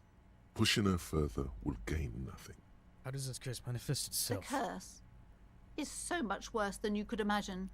It's a disease, eating at the very foundation. Is it just mold? A shiver runs through the woman as she looks around dimly at It's the the store. curse of financial distress, of ruin and bankruptcy. She peers at the curtains again. Didn't that curtain just move? Okay, I'm a little confused. What does that Everyone mean? knows that all the previous companies in this building have sooner or later declared bankruptcy, and their malicious spirits are still here, feeding off bad business practices and disappointing income statements. There's something wrong with this building, I can tell you. Ever since I arrived, I've sensed an eerie, lingering presence, as if I was unwanted here. Sounds familiar. She nudges her glasses, anxious and tense. Why didn't you tell me it was a curse right away? It's not good to talk about the curse, not in detail. The negativism, it's dangerous. Talking about the void wraiths angers them. Wow. Void raves. You have new words. Have you sought help from anyone? Yes, I've contacted numerous parapsychologists, and even a pair of Simonese mediators. They provided me with the wards. She nods at the strange cage-like trinket on the The curtains. wards help to keep the doom at bay and protect us against the darkness that lies further in the building. Even though now I fear, it's not enough. Is your pendant part of the wards as well? Oh, this? No, it's a special Himian amulet, blessed by desert pygmy shamans, with a spell of compulsion. It's to compel people to buy books. There are numerous spells cast throughout the store. I had the books anointed with a different inducement spell, for example. It's guaranteed to boost sales 15%. Desert pygmy shamans. That sounds like a rather questionable way to describe a group of people. Would you like me to take care of the case? I could investigate to see if the curse is Most real. certainly not. I don't want anyone who's not familiar with the psychic arts to get involved in this mess. Stay away. Leave the spirits be, so they can return to their slumber. My liege, you know what this case calls for? A para-detective. Yes. Slither up to her, you silver-tongued fiend. Show her what world-class perfidy looks like. Ma'am, I've came here to help. I've handled paranatural situations before. Are you sure? Don't think I haven't seen charlatans before. I've returned from the void, a paradetective from a long line of paradetectives. You're no paradetective. You look nothing like one. And you're clearly a drinker. Pardon me for being so blunt, but... You look like one. The lieutenant keeps his usual stony calm. He silently picks out his notebook. Go ahead then. Rock her world, he thinks. I'll compose some notes.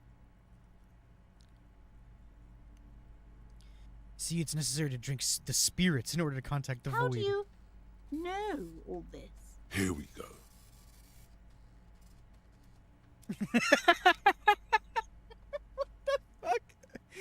You wards brought me here in the first place. The Simonese blood also runs through me. Simonese? Oh, it means our meeting couldn't have been mere chance. The hand of fate guides us. But Sure. I am not the only one at risk. I have to think of my daughter. You are certain you can help us? Keep us safe? I can't allow any collateral damage to hit us.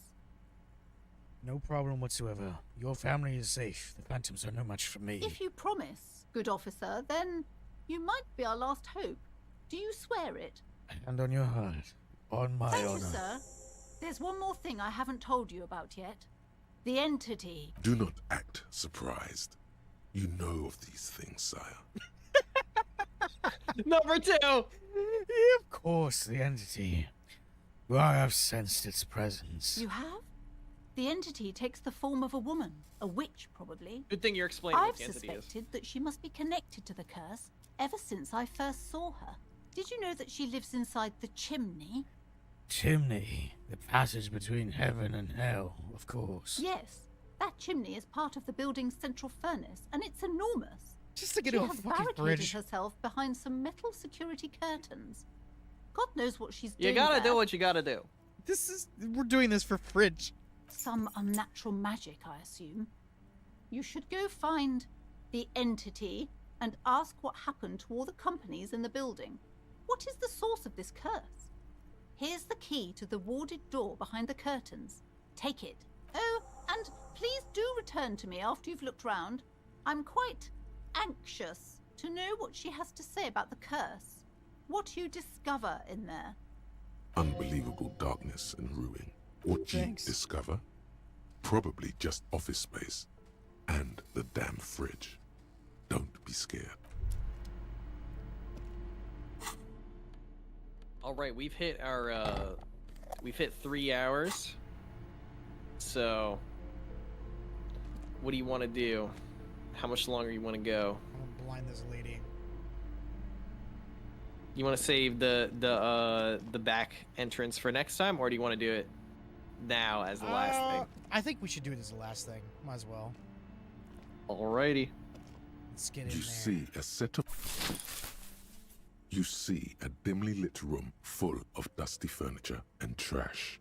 A doorway stands in the back, covered in dozens of scary little Seminese wards, your shadow looming over it like an omen. Oh, escapes Plaisance as she tries to best look away, her round face buried in her hands.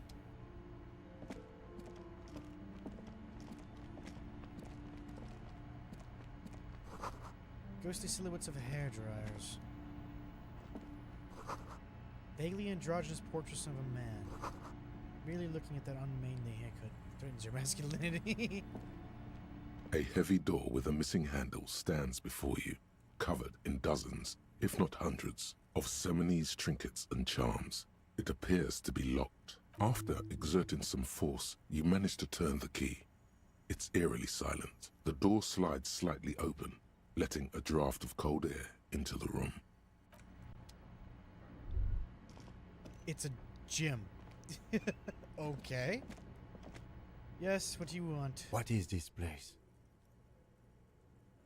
It's the netherworld beyond the veil. Looks like a gym to me. I think it may be the Artemitips boxing club for young adult I athletes. think you're right, though it looks like no one's been here in ages. I doubt the electricity still works. Good thing we have a flashlight on us. Some specks of dust shimmer in a faint beam of daylight falling from the window. Other than that, the room is dark. An eerie feeling rises in your chest. Let's keep going. I'm sure there's just a regular abandoned house. Nothing mysterious. Sounds good. here. Sand is dripping from the punch bag. A bowl! I need that! Smells like leather and sweat. Push says Citius Fortis, the rest is worn off. Worn bars that look unsafe. A barbell lies on the floor. The color has worn off its weight plates. It's 60 kilograms. Your triceps hum at the sight of these weights. Show the world what kind of beast it's dealing with. Lift them. There are no collars on the barbell. This is a safety hazard. Why does it feel so familiar? Look, Kim, it's a trap. There are no collars in the barbell. You're right. The weight may fall off. Better not touch it then. What kind of hazard would remove the collars? It should be a felony. It would be a violation of EPIS safety regulations if the gym was still operating, but it isn't. No one's supposed to come here anymore. Is this familiar because I'm a weightlifter? No, it's not that. It's the stale smell of rubber, the squeaky sound of sneakers, your bruised knee against the mat, and a whistle. Then the feeling is gone. It's just a memory from another life. When you... Oops, didn't mean to cut it off, but okay. A member. Oh, the memories. Something about memories. Always blocked by old window panes and debris. With the remnants. Everybody wants to be my enemy. Oh, the misery. Large demijohn full of strange liquid. Lighted in stare in the dark, stuffed and mounted.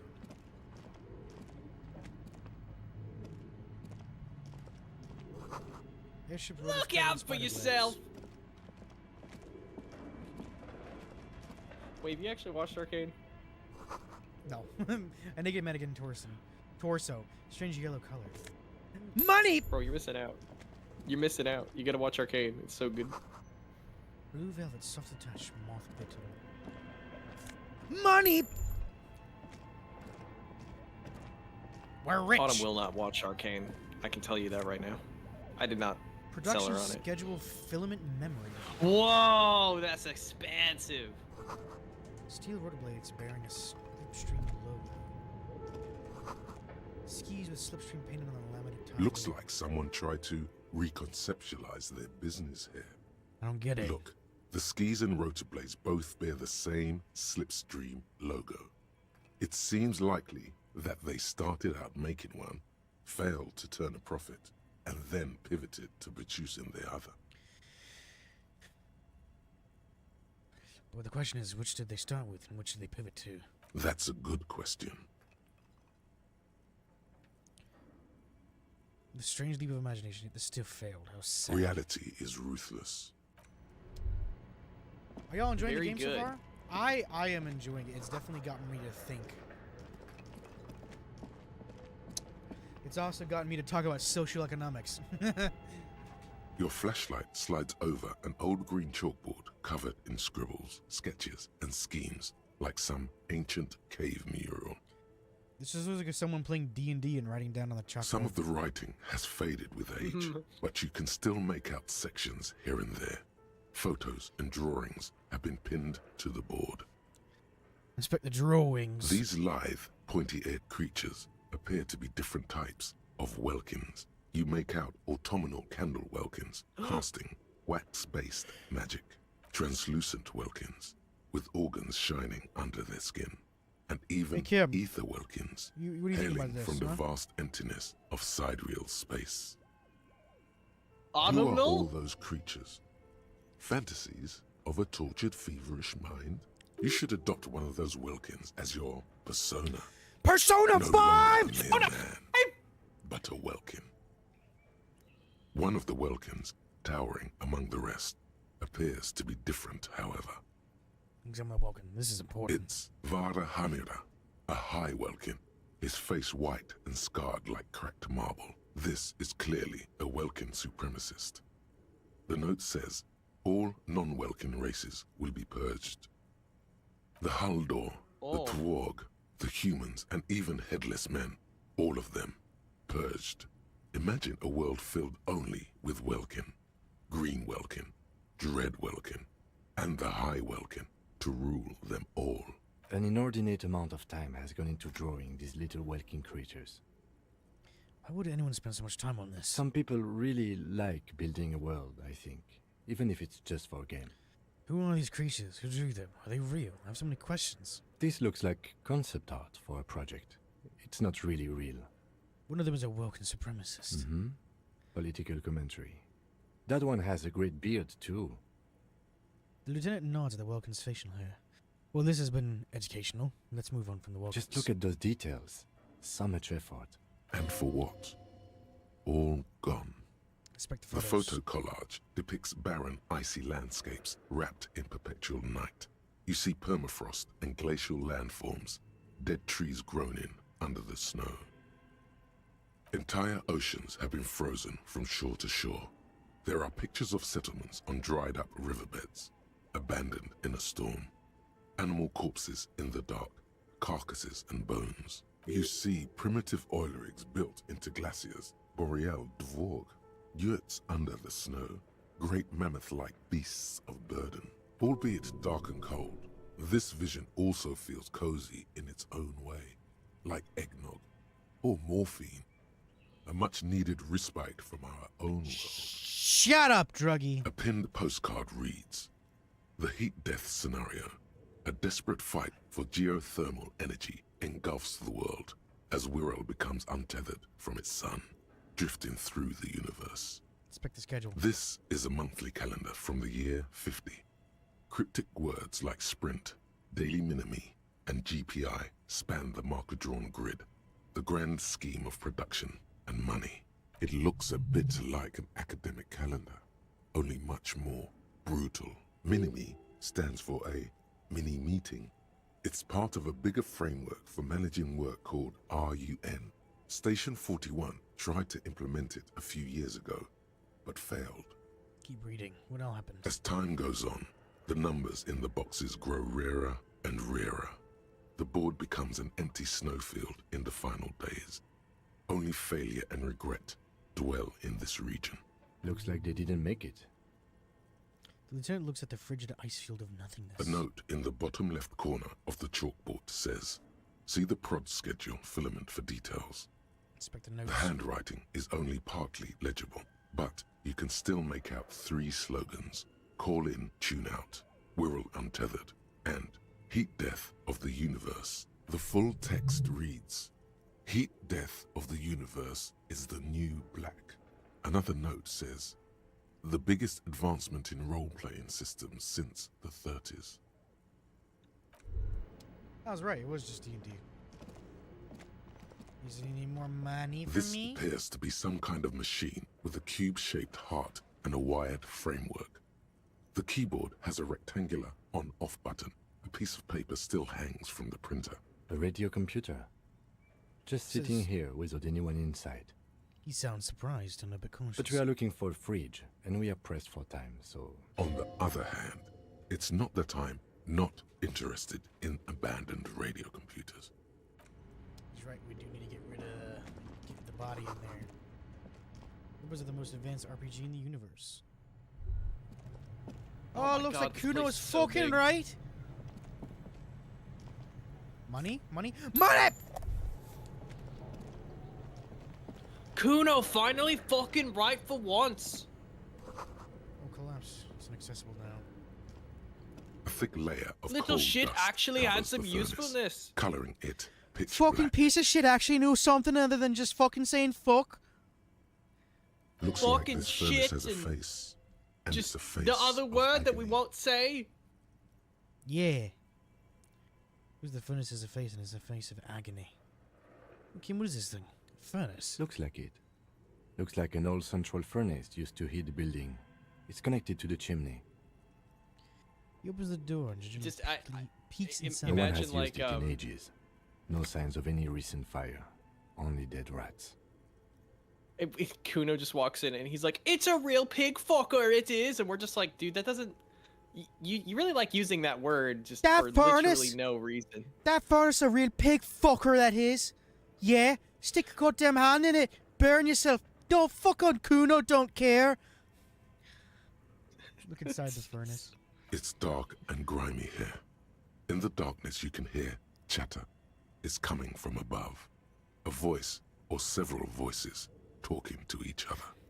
Near the smoke chamber, upstairs, the echo is so prominent, it's impossible to discern what the voices are saying or what's producing them. What are you doing? The lieutenant asks why he sees you climb halfway inside the furnace. I'm not sure, Kim, but I think I can hear someone talking upstairs. Wait, really? You should investigate. See if someone's upstairs. Something breaks loose in you. A mighty bellow echoes throughout the chimney's depths. The chatter of tiny voices above suddenly cease. Then, You hear a woman's voice you've answer. awakened Whoa. the entity. Hello, are you there? Speak to me. Hello? Did you say anything? I can't hear you. Please come upstairs. There's a safety curtain on the second floor. I'll open it. You hear a low rumble upstairs.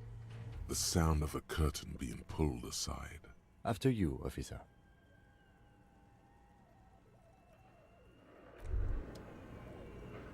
Well, that helped.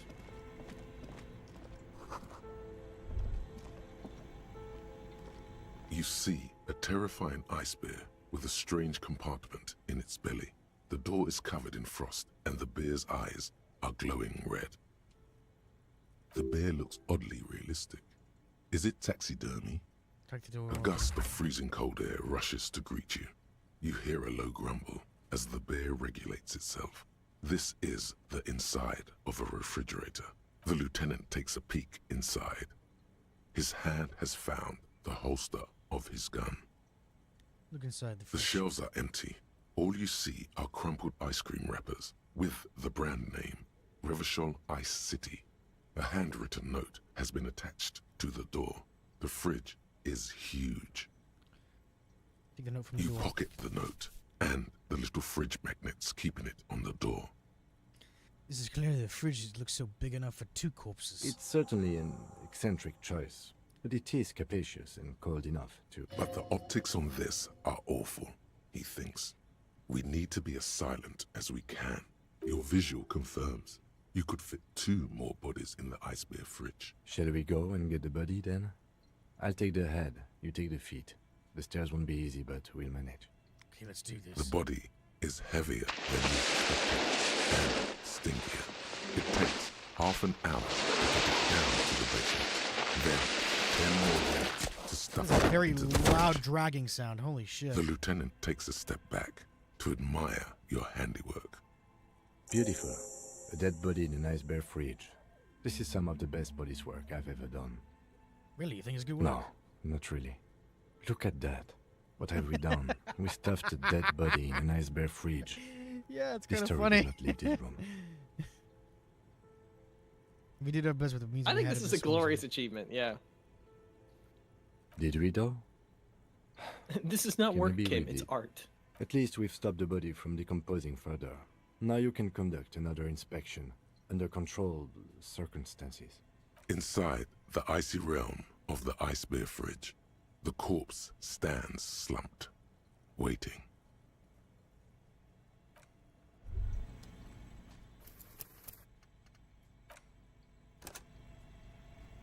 The bear's eyes are still. You touch the dead man. It'll come to you sooner or later. At least he's safe here until then. Let's try that again, shall we?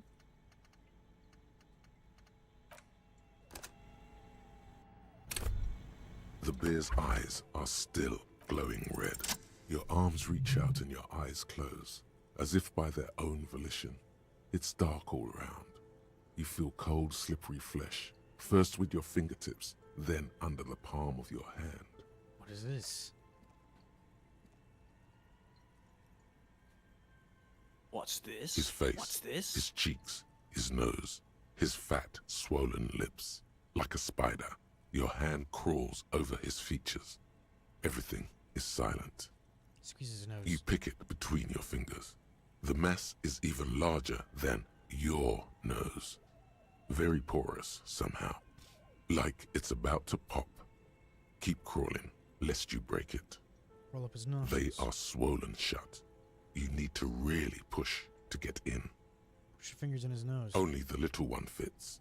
The flesh changes shape as you bore in, searching for something in the cartilage. The thing you're looking for, it's not here either. Crawl out, spider. Put your fingers in his mouth.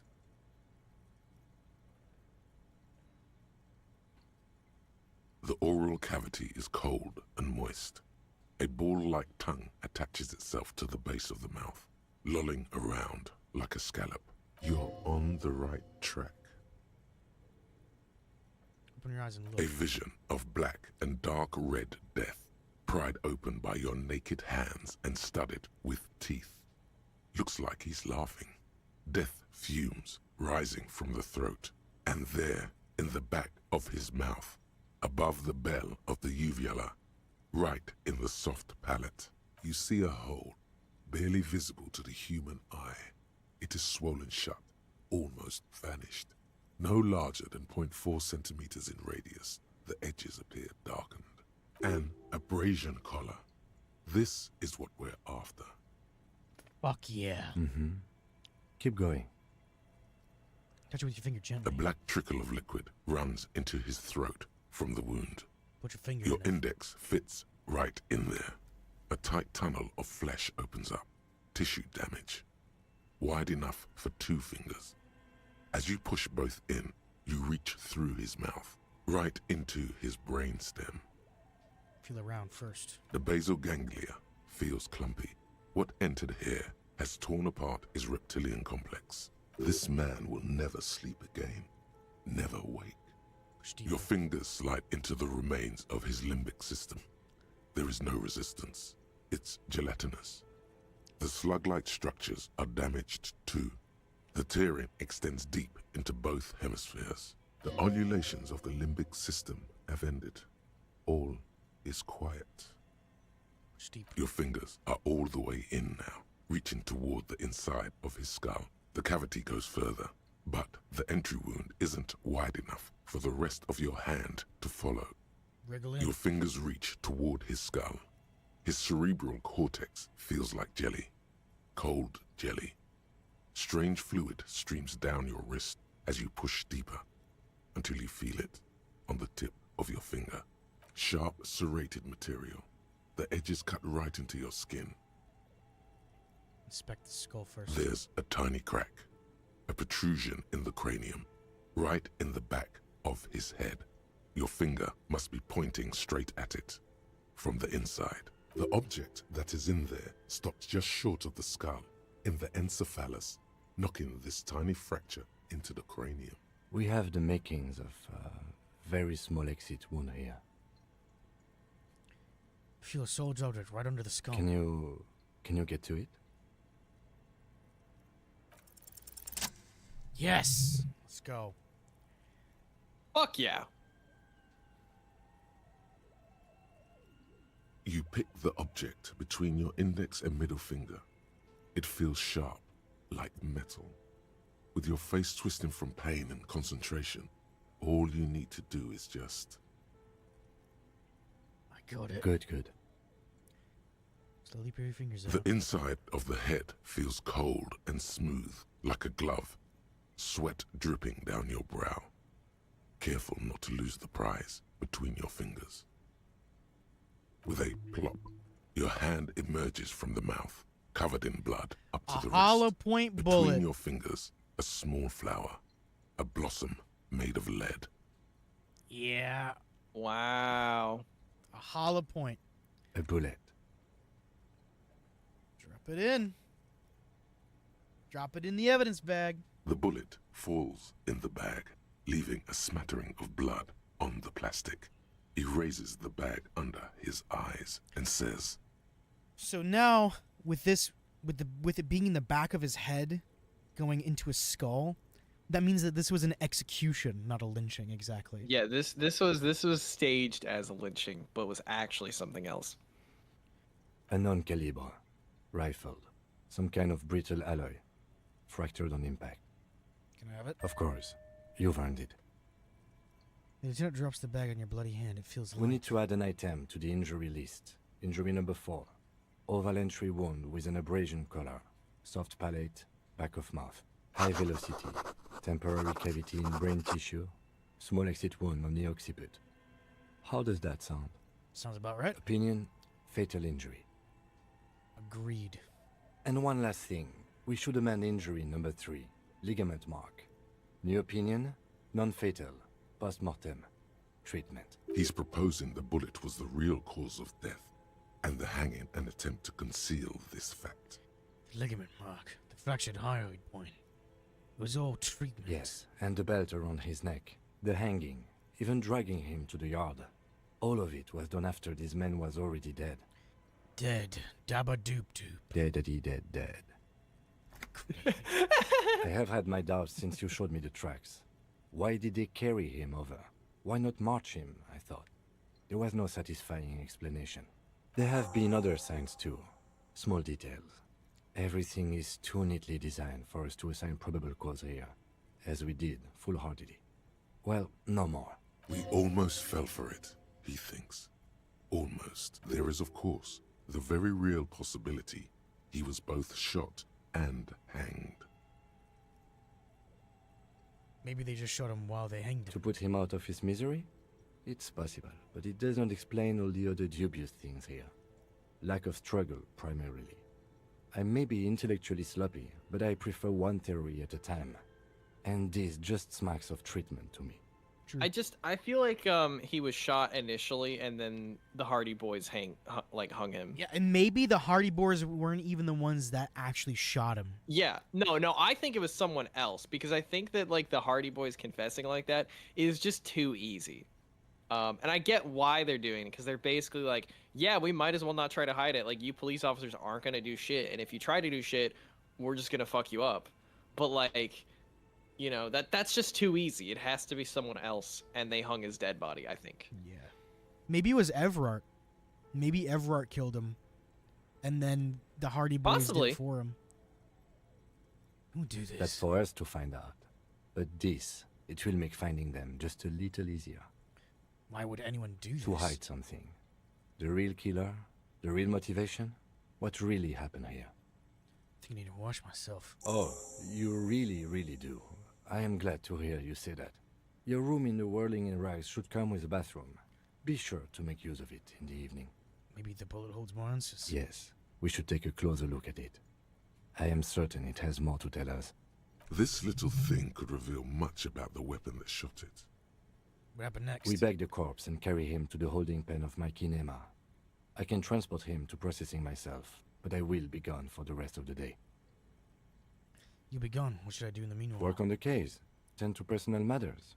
Try not to do anything too dangerous. An officer needs backup in a neighborhood like this. I'll leave that choice to you. And one more thing. Great work, detective. After you bag the corpse, Lieutenant Kitsuragi will leave the party until tomorrow morning. You can do side tasks and even the main case, but it might be more difficult. Plan his exit accordingly. Yeah, we still gotta go to that. Yeah, still gotta go to that apartment. Damn, we fucking found some cool shit. Hell yeah. That was a much better is way to safely end the sealed stream, away I in think. a plastic bag bearing the RCM stamp. Kim has filled out the label on the bag with the item number, case number, and date and location the bullet was found. Beside his orderly handwriting, the bullet looks especially sad, like a tiny, shriveled head of cauliflower. What do I do with you, bullets? What?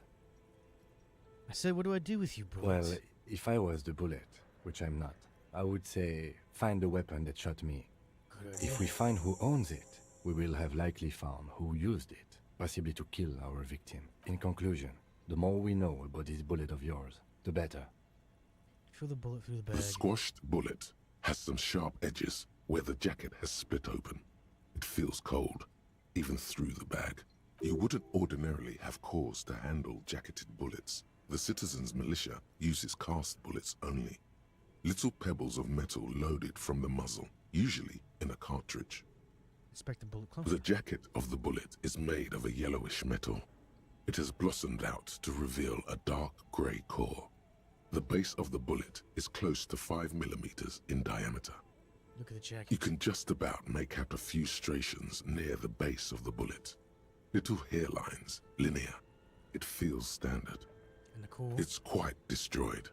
Some of the fragments are still lodged in the wound. What can you say about the bullet so far? It's a jacketed bullet close to 5 millimeters in diameter. A jacketed bullet. Okay. It would have been shot from a military-grade breech-loading rifle, not from a muzzleloader like those typically found on the streets of Martinez. Highly unusual. The people of Revachol haven't carried breech-loading weapons like this for nearly half a century. Even the RCM uses ordinary unjacketed conical bullets. This is strange. Very strange. I like this, officer. Strange means unique. Unique means incriminating. We need to find the gun that shot it. Something tells you that won't be anytime soon. This'll have to be one of those epic tasks that's open for a while. Hand-eye coordination. Okay, we'll level that one up. Hand-eye. EI will always love you. The bullet is still safely sealed away in a plastic bag bearing the RCM stamp. Alright, we'll level that up a few more times and then we'll get it done. I think that's going to be it for this episode. We did a great thing today. We managed to do a whole lot. So, I think we successfully did something today. We did it. We did We did. We did. We did it. We did it. We did. I did it too. Anyway. Thank you guys so much for watching. We appreciate every single one of you for joining this live stream. And we're going to shout out our gold tier members, the Pinky Life and Raz Apple. If you guys want to be shouted out at the end of the live streams, you can select the gold tier membership in our membership tier list. Silver tier gets you written out at the end of videos that we publish on our YouTube channel. And Bronze tier gets you special access to our fanfiction Friday readings that we post every other Friday in Discord. So, you guys didn't know we have a Discord, just in case you didn't know that. And we also have merch in our merch store. Our 2025 edition of our logo looks great on a shirt. I have one myself, and I love it.